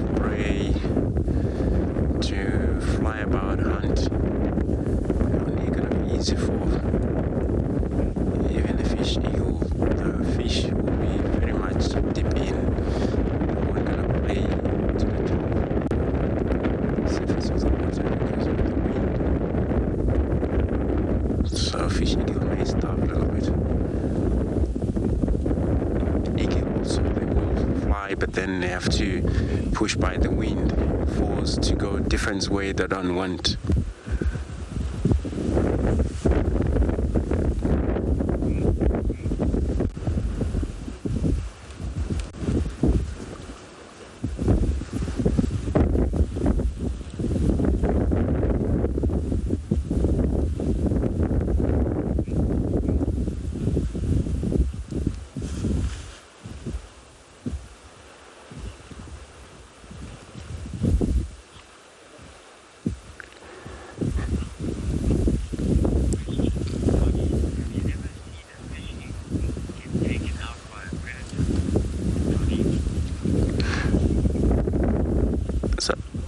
Tony, you're asking, would I ever seen a fish eagle taken down by predators? No, I haven't.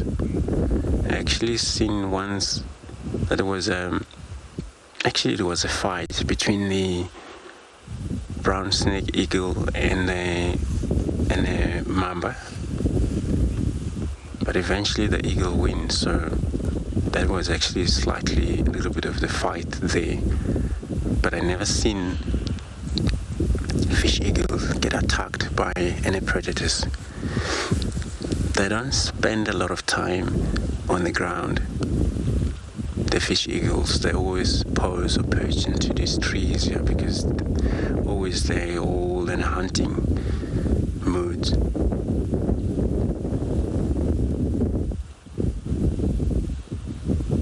If they were to be attacked, then maybe by another eagle, which they are, seems to be big enough compared to all of, except for marshal eagle.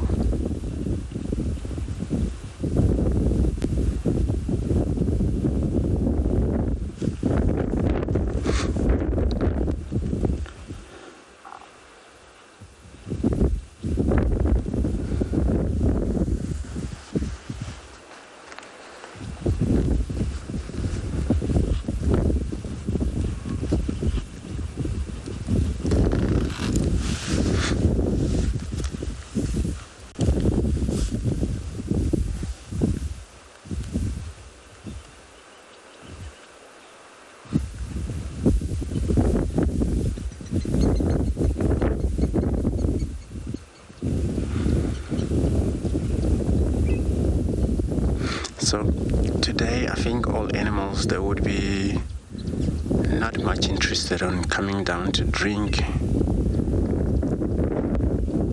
unless if they are around the watering hole.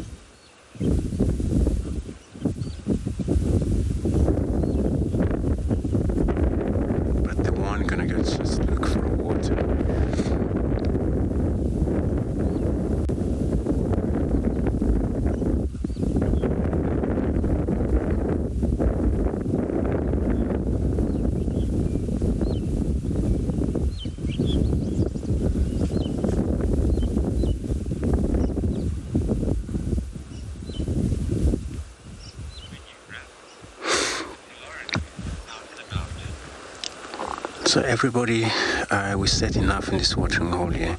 It's a time to go back to look for something else. In the meantime, let's go across to Lauren, who she's also wild about.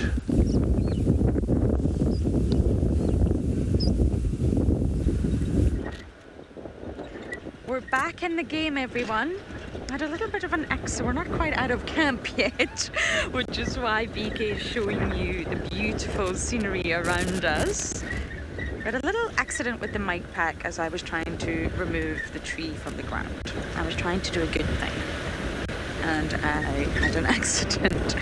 But that's okay, we're back out and about, and honestly the conditions are really, really tough today weather-wise, so I think we're just going to copy Andrew's idea, sit by Gowrie Dam, see what comes by, keep chatting about lions if you wish.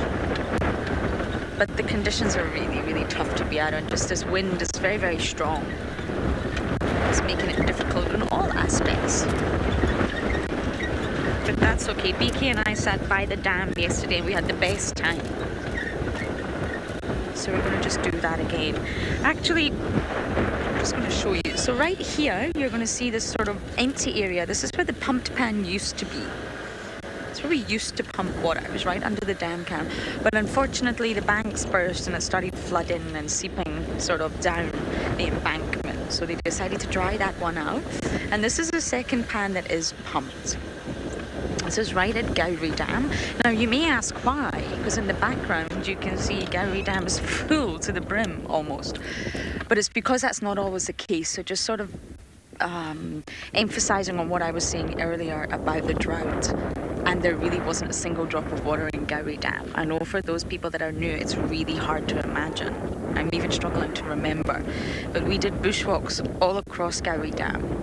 It's really, really full right now, and that in itself is unusual. But if you look at the pump pan, that's there, so it's a year-round guaranteed source of water. And in times of flooding, I mean, it's not necessary, but in times of drought, it is. And a lot of the animals, including elephants, recognize a pumped pan. They can smell it, it's fresh water, and they recognize that as a guaranteed water point. So when you think of territories for leopards and lions, believe it or not, or any territorial animal, the core area of that territory will include a guaranteed source of water. And that's why when I first arrived, Tingana was a dominant male, and this was very much prime for him. Tandy, prime. Now Kalamba, prime. I mean, we're having a really plentiful winter.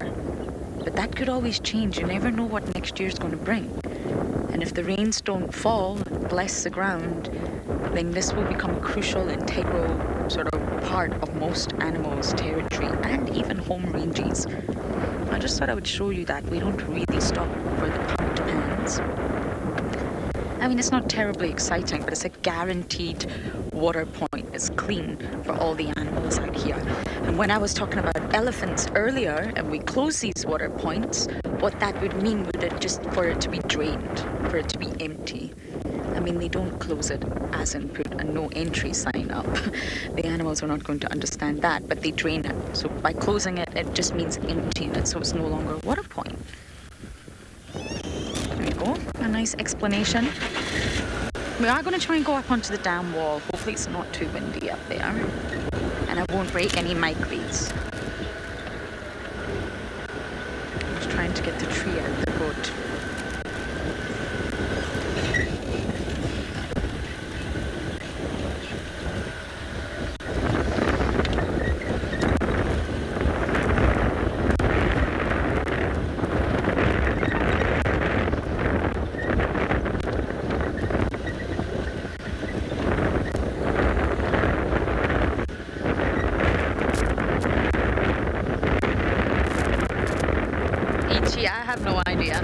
I have no idea why any animal day is on any day. I really don't know. I mean, it's great to celebrate animals, but I mean, now there's an International Bee Day, there's a Turtle Day, there's a Shark Day, there's a Manta Day.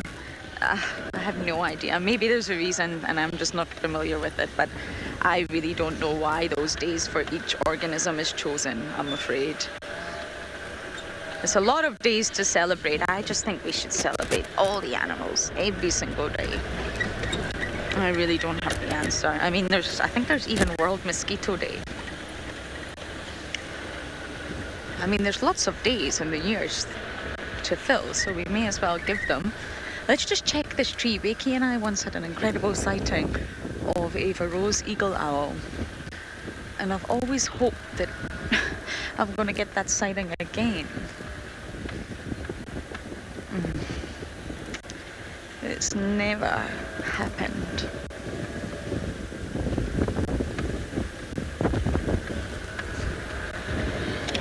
Okay. Now I'm just going to show the map because I know it's going to be a little bit tricky because it's windy. But when we talk about territories, if you think of this square as Djuma, and you can see the size of Buffelshoek. And if you think of leopards, for example, Mulawati is probably the whole of Djuma. But if you think of the females, their territories generally are much smaller. So Tlalamba's probably got most of it. Tlalamba probably comes in here to here in terms of actively defending the territory, actually to Gowrie Main.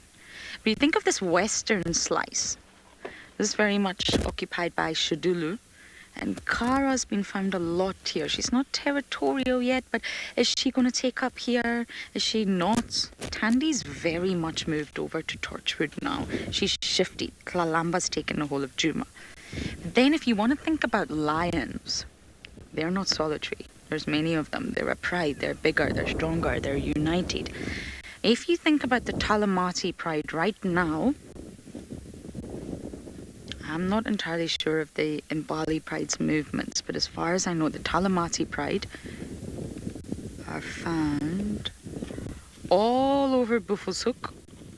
They cross into the Mangileti, down all of Djuma. They pop into the western side of Torchwood. Yeah, that's what the Talamatis are moving. They're also moving into Simbambili, Arathusa, Little Gowrie, and Chitwa. So if you compare lion's territory to a leopard's territory, that's quite phenomenal, really. And leopards do have much smaller territories here for a multitude of reasons, but the lions, Talamatis, are moving all of these sort of properties. They will bump into the Torchwood pride to the east. They are now going to bump into the Mbali pride to the north, and of course the Nkuhuma pride to the south and the southwest. Interesting, but their territories are huge. Okay, let's take a look at cold grey Gowrie Dam. Oh, it does look cold, but it's also fabulous. And the wind is not so strong, so BK and I think are going to sit here and enjoy the rest of the morning.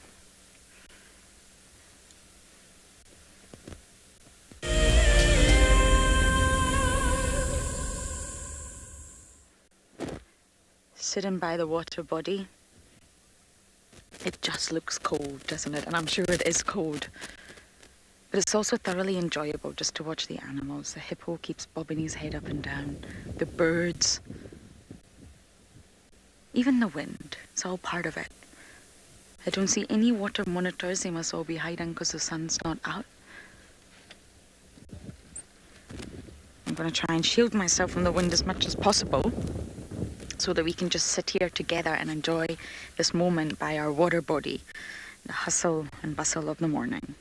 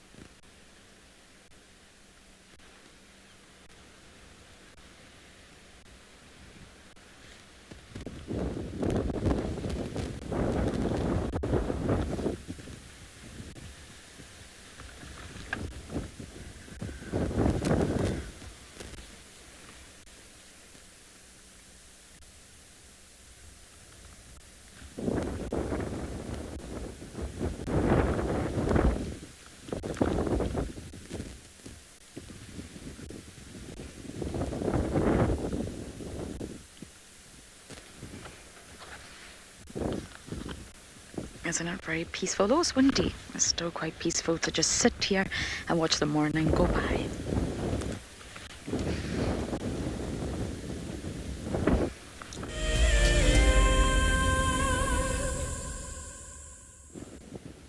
We're still at Gowrie Dam. I don't think we're going to leave for the morning. Not much has been found other than the Talamatis in the north.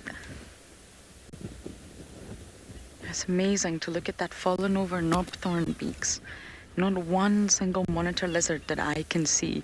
Again, sort of reiterating the fact that they are cold-blooded, they are ectothermic. The sun is not out, it's up. The sun is up, for sure. It's not out, it's not delivering much light or warmth. It's an extremely overcast day. So that knobthorn is normally filled with monitor lizards. I can't see a single one.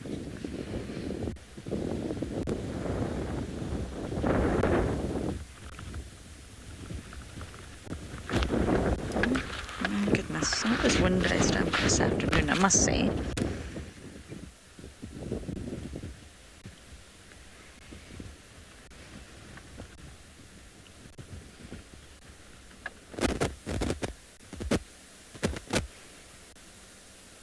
It's interesting how the weather changes and movement change. And I always say there's always seasonal shifts. Some are obvious, some not so much. I mean, in landscape it's obvious, in insect diversity it's obvious. But the minute you get to spring and autumn and things start to change in the season, although we don't really get a spring and autumn here, there definitely is a sort of week period of change.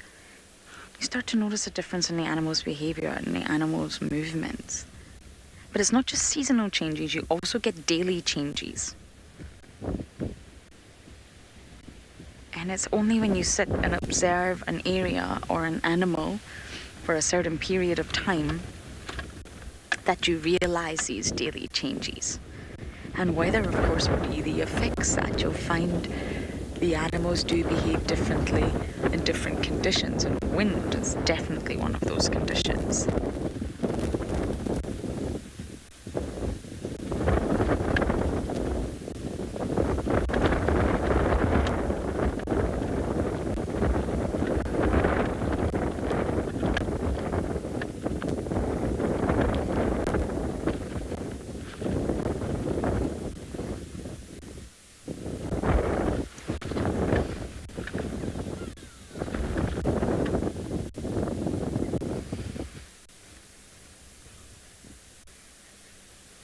Okay, we're gonna sit here a little bit longer, maybe to quarantine Galago Pan, but not staying too far from camp. But for now, we're gonna send you over to Andrew.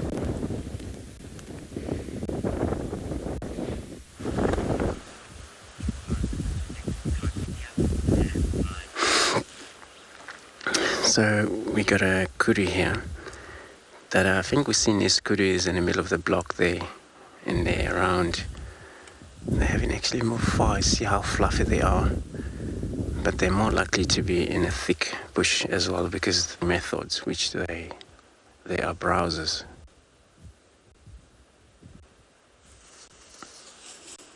Shoot something, scared them.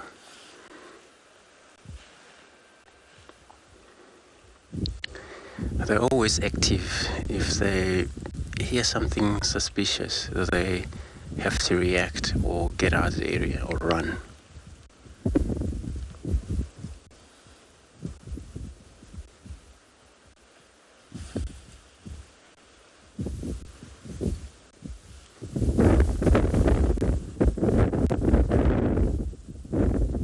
And that leopard, we're busy looking around this morning here. With kudu being around, since they have very good sense, smell, sight, also hearing, there's no chance they would be already spotted that leopard.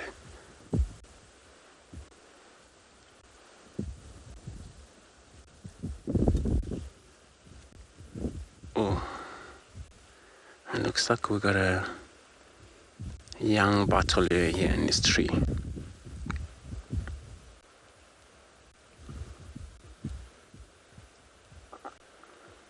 He's looking away from us.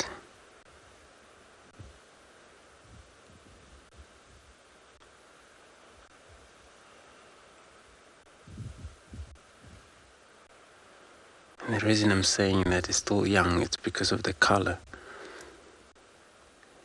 Browny color. It's only gonna change when that bird is anything from 3 to 4 years there. And the color is going to change slightly, pick up a bit of a black and then white.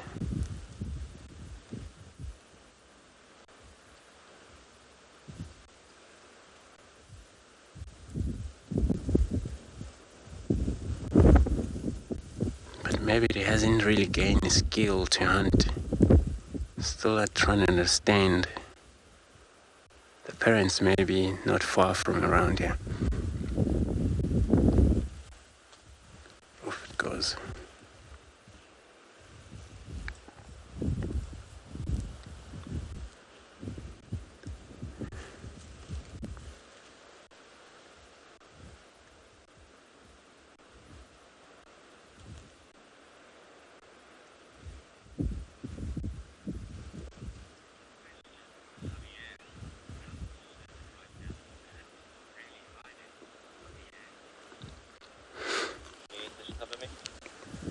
Hadi, you're asking how cold is this right now?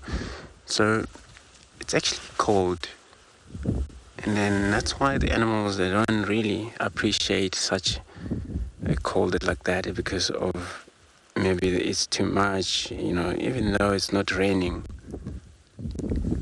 But anything from what is 16 degrees, so, and then it's already sunrise already, and with the wind then it's even more cold like that. So anything from 15, 16, if it's too much wind, it can be very extremely cold for animals to be mobile about.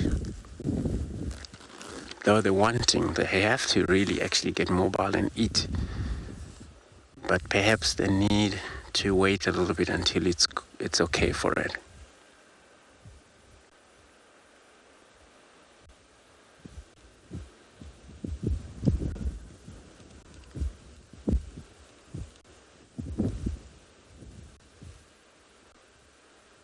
And this kudu, they're actually in a good number. I've seen about 6 of them here. So they're all making sure it's safe.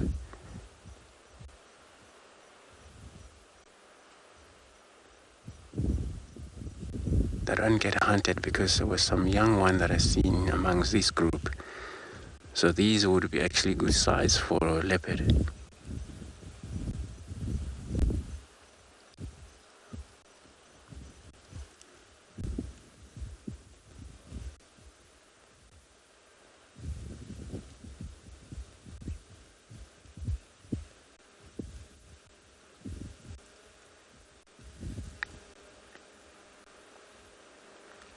So kudu, they are browser. They don't like taking grasses. They mainly feed from trees, these leaves. They go down like that. It's because of the dry pods, also dry leaves that already fallen off from the trees, and they'll pick up those on.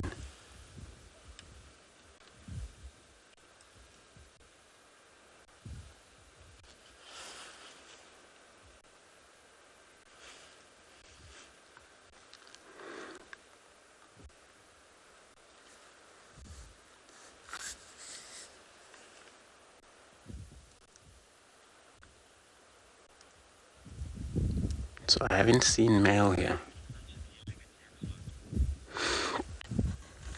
So everyone is saying it's such an elegant antelope. Kudu they are. And look at these ears. You look at their neck. They have such a long neck as well. And such a beautiful antelopes. It's so tall legs.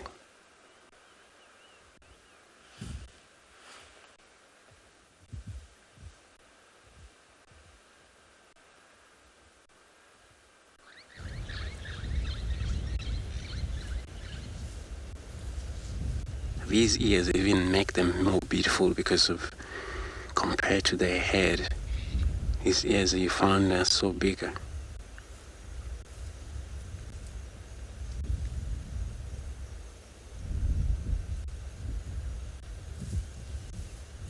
So all animals that will be moving about in this kind of windy, they would be pathing up their coat just like that impala. I mean, this kudu that we see here. That actually to provide warmth on their body.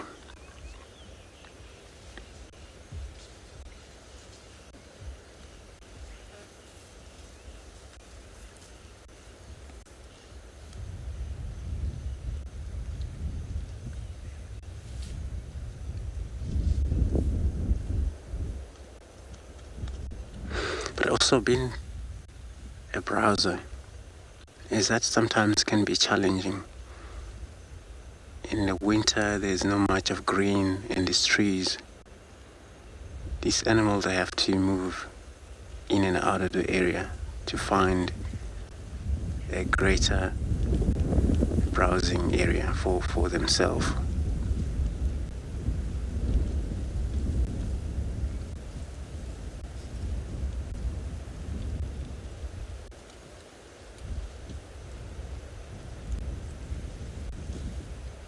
Where those are grazers, grass is so many around.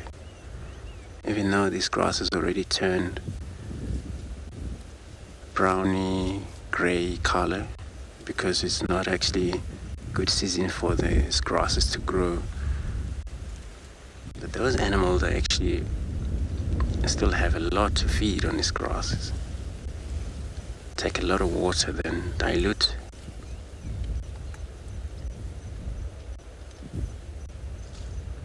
So our antelope went down, lay down, chew a card.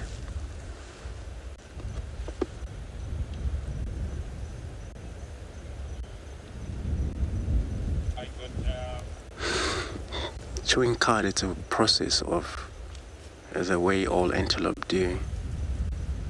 They cannot stand all day long feed. Somehow they need to take it easy, lie down just like that antelope doing there, chewing cud.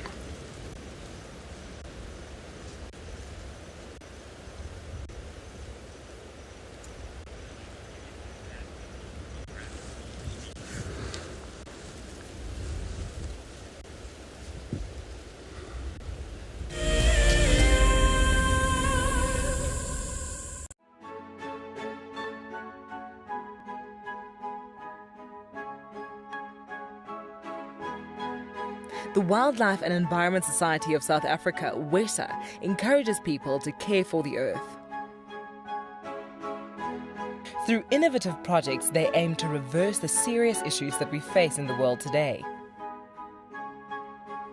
One of these projects is Green Coast, a proudly South African award for sensitive and well-managed coastal sites.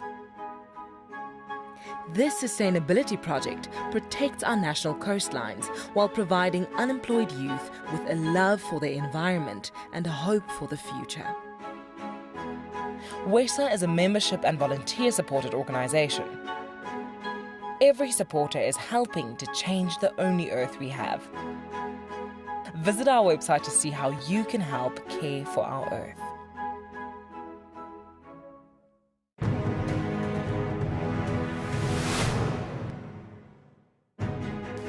Here at the Advanced Rifle Handling Challenge, which is actually lots of challenges in one to gauge the contestants' skills at different distances and different speeds. This is probably the challenge that the contestants are the most nervous about. So let's get them locked and loaded.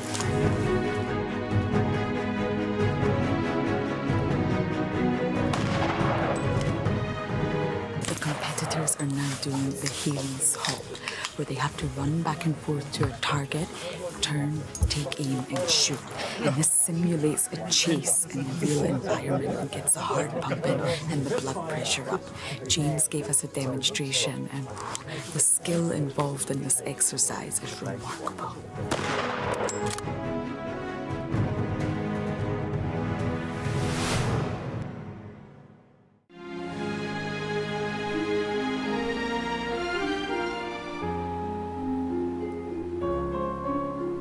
You are cheeky. That was a brave decision. Amber Eyes is... oh. Oh, that is so magic. That was absolutely wonderful. Amber Eyes just gave that cub an enormous hug. Expect the unexpected here on WildEarth. Day.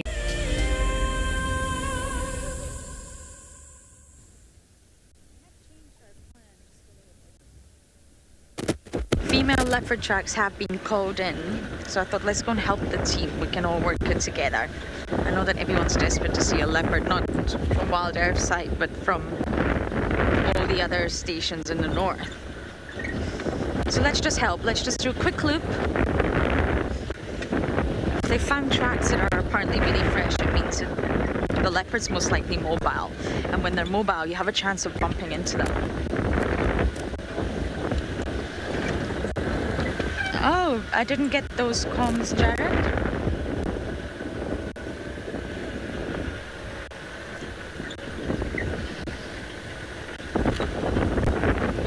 Oh.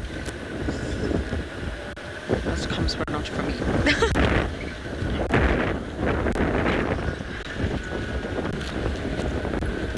Lion questions, come my way if you have them. It has just been...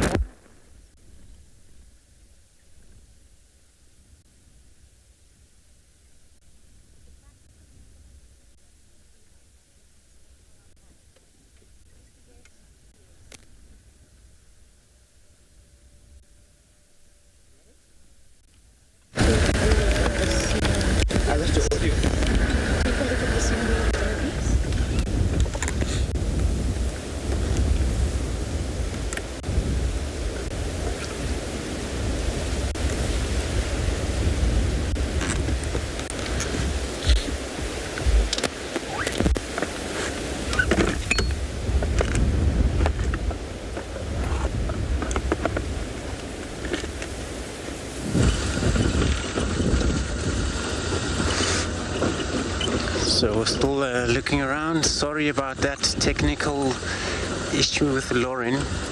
It's good that she's actually helping out, searching around for that leopard track the guys have seen around in that area. Which also we're still doing the same thing.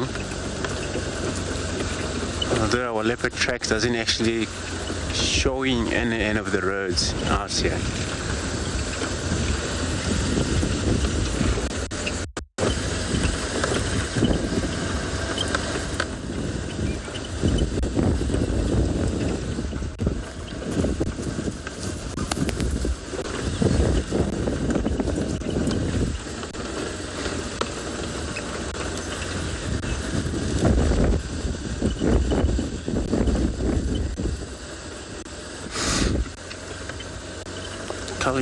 You're asking what are the most popular and powerful pride of lion in this area. So we had the prides in this area, but I would put the the Talamati pride. So Talamati pride are the one that at the moment they roaming around in and out of the area with dark mane for now, so these are the one of the powerful pride at the moment. Actually, we've also seen them increase in number since the Voka get into the area, breed with them. So they're the one that at the moment powerful. Where in Kuhuma, which they don't actually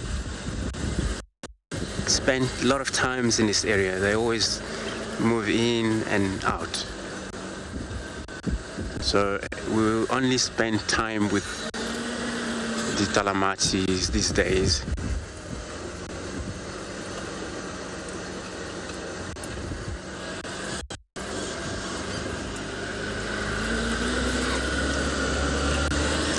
Talamati, they're powerful animals. They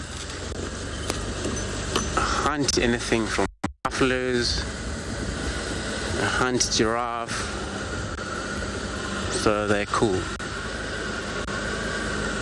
And they're actually skilled. They professional hunter, these animals. healthy when you look at them, and you know they eat well and they pride.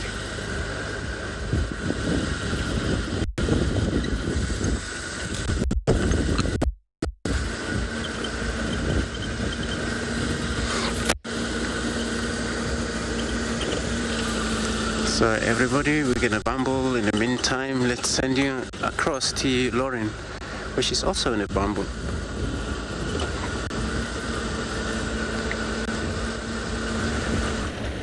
Oh, Andrew, I know he really wants to catch up with his leopards too. He should come in. I wonder if he's on the radio. I don't know if he's on the north. Andrew, do you copy?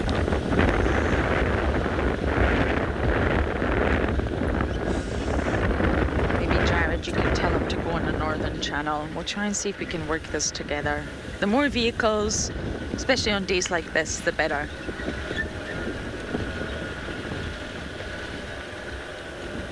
Andrew's skilled at finding leopards as well.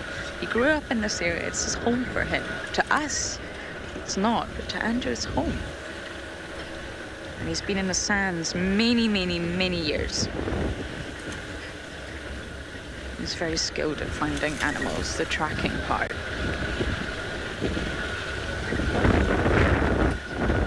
Andrew, do you copy? Yeah, bit of eyes, Lauren.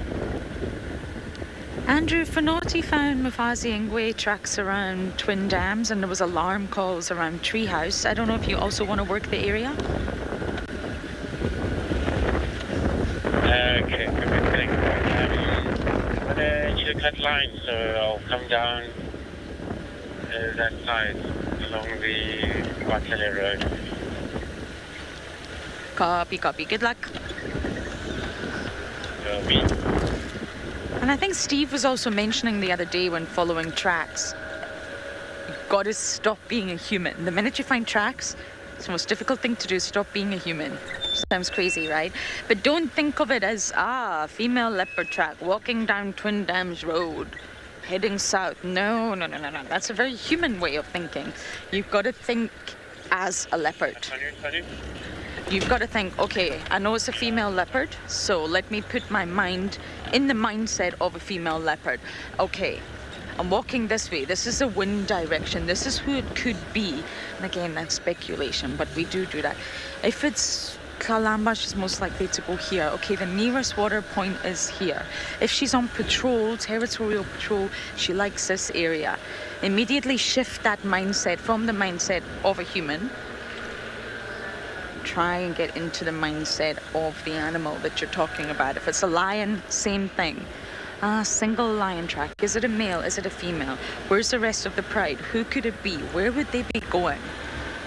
And of course, you can't always answer those questions, but that's the shift you've got to make when you're tracking, when you're on those tracks. And it's definitely easier on foot. It is hard on the vehicle. If you really want to find that animal, most likely you will have to get out on foot. Unless you get lucky, like Tingana. Tingana loves roads. He's an old boy. It's easy to walk on the roads. It's tricky to off-road. So if you're on Tingana's tracks, like I was the other day, and you know his routes, you know where he's going, you'll find him on the road. Or chilling on top of a terminal.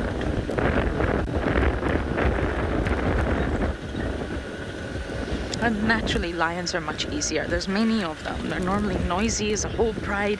Yes, they split, but lions are definitely easier, in my opinion, to track than leopards.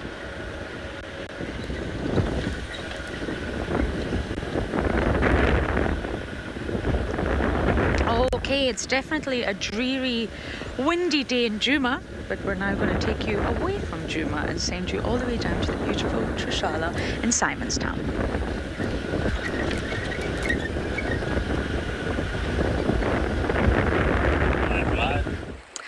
Good morning, everyone. We're from beautiful, sunny Cape Town. You're looking at some gorgeous footprints down there. Can you guess what they're for? I bet you could. It's me, Tswalu. I've got Jandre and camera with me, and as you can see, we're on a walk on a beach in Simonstown in Cape Town. And I guess you already know what those footprints are for. Some stunning creatures, the ones that we get out here that you're all looking forward to seeing, and that I can't wait or couldn't wait to spend so much time with. And I'm really glad that we've finally made it to be able to spend some time with these penguins. I'm just quiet for a little bit because you can hear them. It's not this group that's making that kind of bray or like a donkey sound, but it's another group that's a little bit further away. So let's just be quiet for a little bit and maybe they'll make that sound again.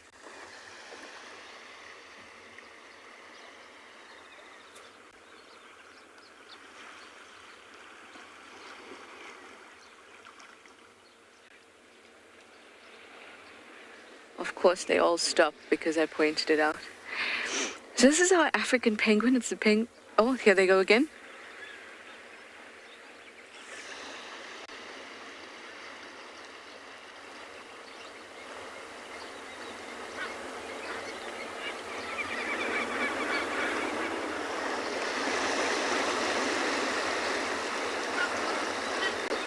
You'll also be able to hear the kelp gulls.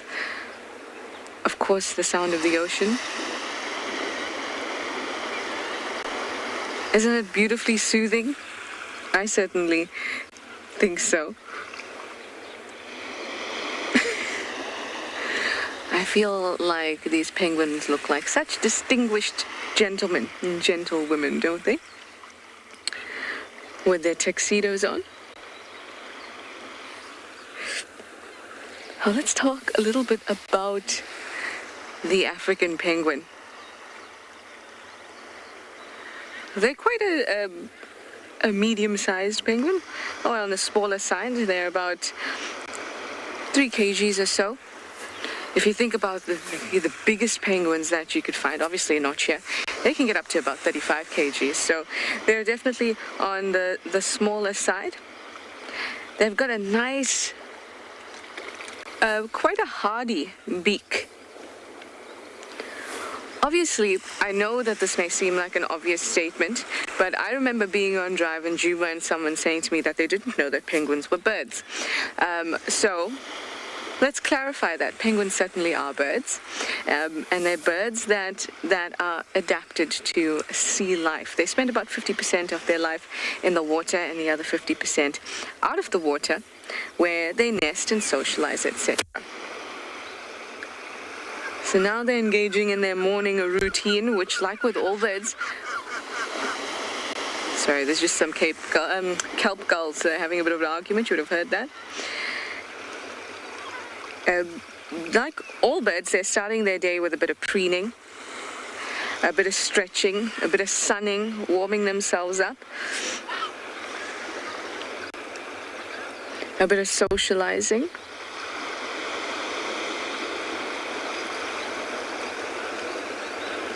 And then off they'll go. They'll go into the water and they'll go search for their prey, which includes things like fish and krill and squid.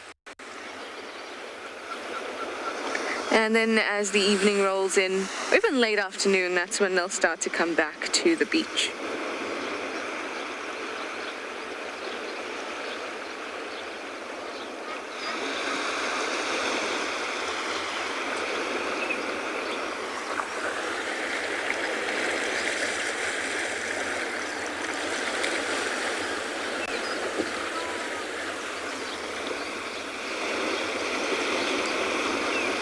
There we go, bit of preening there.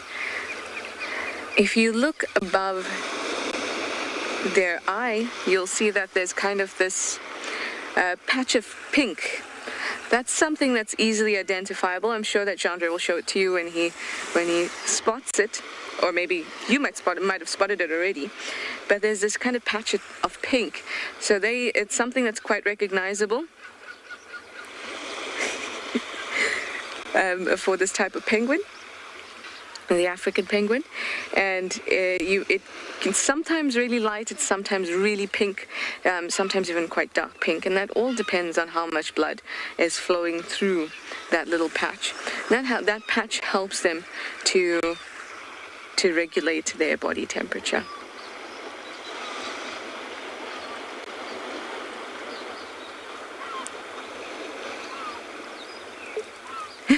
Aren't they just lovely? Just so beautiful.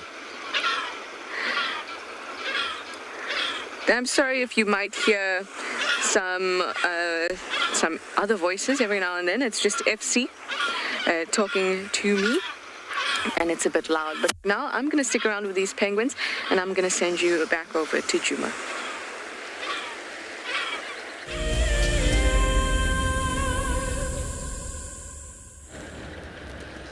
We're on a search for a possible female leopard. When I say possible, tracks have been found, but will we find her? That's another question. It's been a tricky day today weather-wise. That doesn't mean the animals are not there. They just shift their movements a little bit, shift their patterns. So I don't know if we'll get lucky, but it's always worth trying. You never know what's around the corner in the bush. Literally never know what is around the corner. Sometimes you can happen among the most incredible sightings that you could only have dreamed up in your head.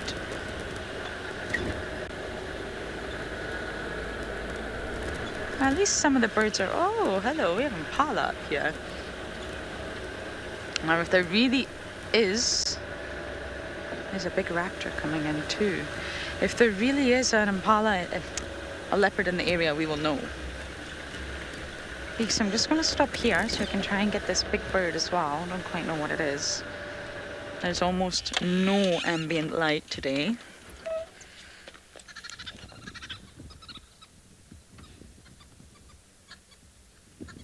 Do you know it's a juvenile harrier hawk?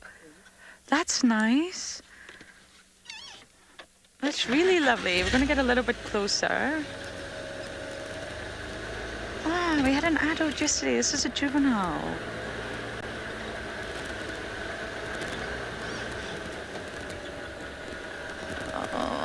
It's still there, BK, isn't it?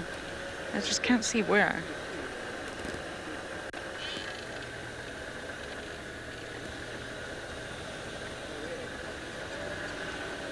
Can you see it? Go forward or back? Sorry everyone, we're just gonna give you a beautiful look at this gorgeous impala. As I can't quite see where the juvenile harrier hawk is now, but oh, that's not an impala, everyone. That's a warthog. Hello.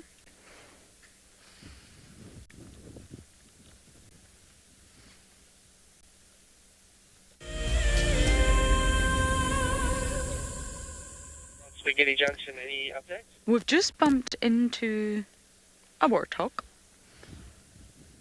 but there's a juvenile harrier hawk that I really want to show you, because yesterday we looked at the adult and I said the juveniles look different, just like this sort of bacheliers.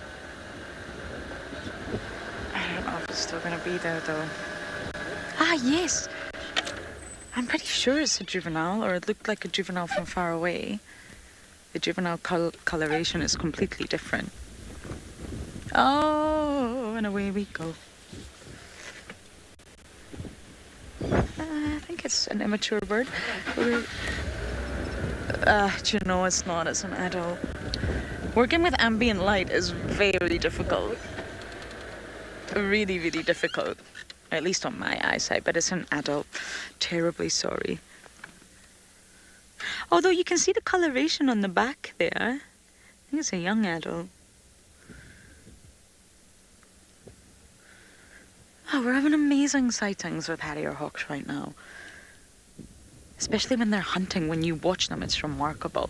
I don't really know if you could call it a hunt, but they put their heads in all sorts of holes. You see that? Looking for eggs. Looking for things that are living inside of the tree.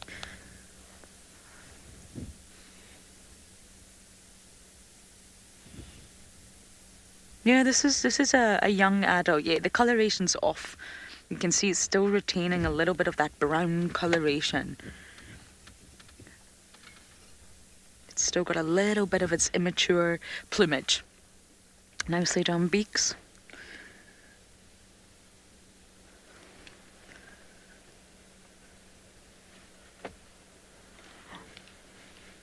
It's a process to get your adult plumage. You're not just going to shed all your feathers, molt all your feathers, be completely naked, and then regrow your adult plumage. It's going to happen in stages, and this one's still got a little bit of its immature plumage.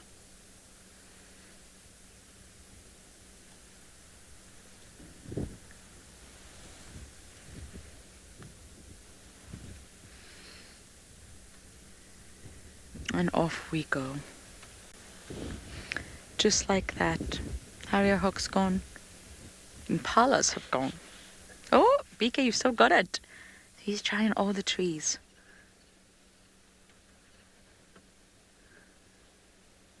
I think BK is slowly becoming our bird in flight expert.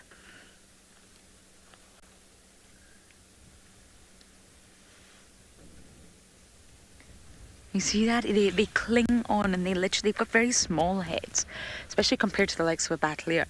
They literally put their head in any sort of hosie, anything that they can. Look at that. Looking for food. Eggs, even insects, small birds that are hiding from the wind. They're fierce predators.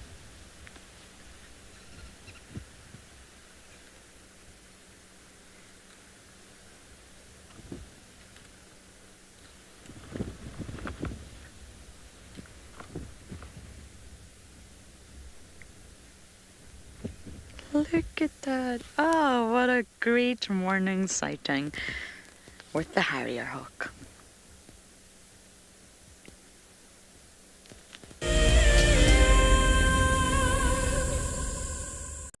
The Endangered Wildlife Trust fights at the forefront of conservation, across the vast karoo and sweeping grasslands, in remote pockets of forest, along road networks, across African skies, and in communities to conserve our wildlife and wild spaces. Help us to protect forever, together. Donate now at ewt.org.za.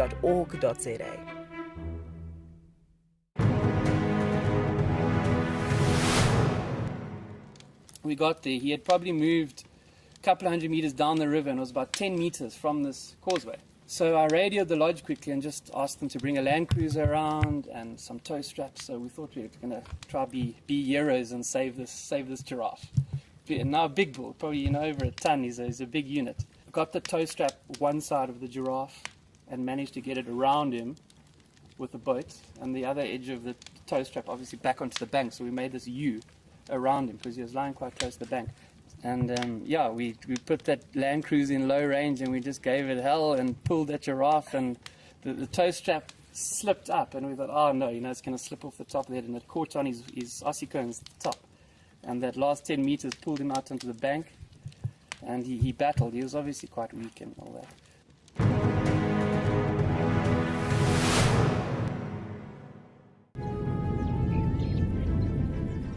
Oh, it's going to be in trouble now. Oh, this is unbelievable stuff. Here comes a hippo in too. Go, Impala. There's a hippo coming in. I can't believe what we're seeing here. This is what we normally see in East Africa. It's all over. Hippo leaping at the crocodile now. Everything's gone underwater. Expect the unexpected here on WildEarth daily. The bushhawk feed allows the camera person some creative license. This is my favorite style of shooting. You have to be mentally and physically prepared. You're shooting handheld in some very strange and contorted positions, always with a straight back, often in the squat position, low to the ground. The creativity comes down to the relationship and sync you have with your presenter. The more you understand each other, the more you'll be able to tell the story seamlessly.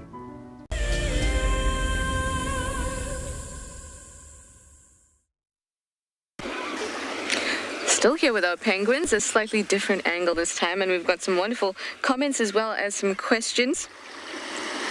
Hi, Full Bowl. Good morning. You say this is your first time seeing penguins in Africa. I know it doesn't really fit what a lot of people who at least haven't been to South Africa or Southern Africa may feel. You don't think penguins and this kind of climate, but in fact, you certainly will find penguins here, as you can see. And that leads me to the next question, which was white mane. Hi, good morning, white mane. You want to know what sort of penguins are these? These are African penguins, or South African penguins, or Cape penguins, sometimes called black-footed penguins, Sphenicus demersus. That's the scientific name of these penguins. You can see that they have that singular breast band, black band across their chest. Occasionally you get some that have two, but it's an anomaly, put it that way, because there's the Magellanic penguin, which has two breast bands that it can sometimes be confused with when there is that anomaly. But this is one of 18 different species of penguins, and it's the one that we find in southern Africa, and it's one that has become a bit of a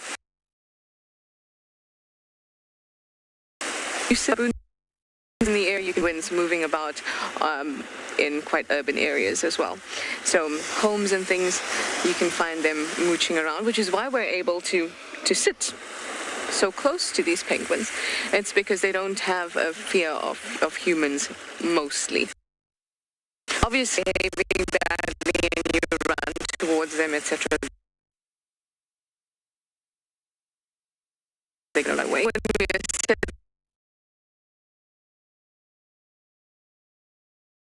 What I'm hoping we're able to spend time here with. I've got a penguin. We found a penguin for you. This is our penguin. I don't know the species very well. See that there on the back? That's a penguin.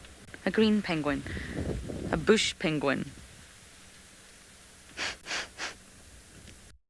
A khaki penguin. A low-felt penguin. That's the species. Sorry. Low-felt penguin. There we go.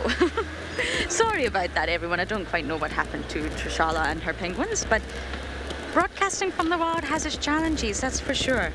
Probably the most challenging thing I've ever been part of, and yet we do it. We do it on the daily, twice a day. But it has its challenges, naturally. Technology, well, you know, technology. But our drive was obviously coming to an end. And it has been a little bit tricky with the wind, but that's okay. We had lovely elephants earlier, and hopefully this afternoon that sun will break through. I mean, it's not entirely looking so likely, but you never know. I love these pillow clouds, I call them. I'm gonna stop so BK can show you the clouds. It is very, very heavy skies. We're not gonna get rain. Not rain clouds, but it's heavy.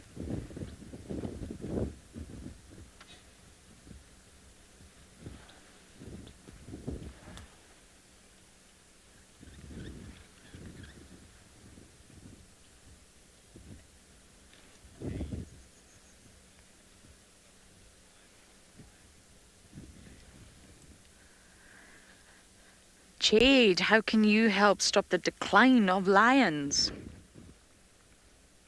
I think it would be foolish to just focus on one species. I am a big believer in we need to stop this focus on the charismatic, cute and cuddly animals, you know, the WWF of the panda is their logo, and save the lions and save the leopards because they're cute and save the rhino because they're beautiful. We really need to start looking at ecosystems as a whole. Jade, we want to save the lions, absolutely, but let's focus on saving areas, protected areas, reserves where no humans are. Let's keep our wilderness as wilderness. You know, even when you look at the BBC documentaries, as wonderful as they are, I mean, I'm British at the end of the day, they are also lacking something, in my opinion, and that is reality.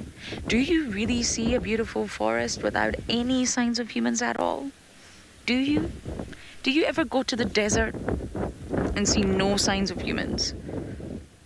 The Bali Mountains, where I went to see the wolves, Ethiopian wolves, there really was signs of humans, fences, masts, towers, possibly even litter. And I think we need to be a little bit more realistic in that approach. BBC do a wonderful job in the Natural History Unit, but let's stop excluding humans, because there literally are no wilderness areas across the world where humans haven't touched. So in order to protect our lions, we need to protect all the species. We need to protect the prey. We need to protect the lion's competitors. We need to protect the land. Even in the ocean. Trishala's shown you penguins. In the Maldives right now, they're working very hard on marine protected areas, because by protecting the marine protected areas, the coral in that area is actually regenerating even quicker now. You don't need to do these rehabilitation projects. You don't need to cut coral to make it grow. Just remove the humans, just protect the areas. So I think education's a big one.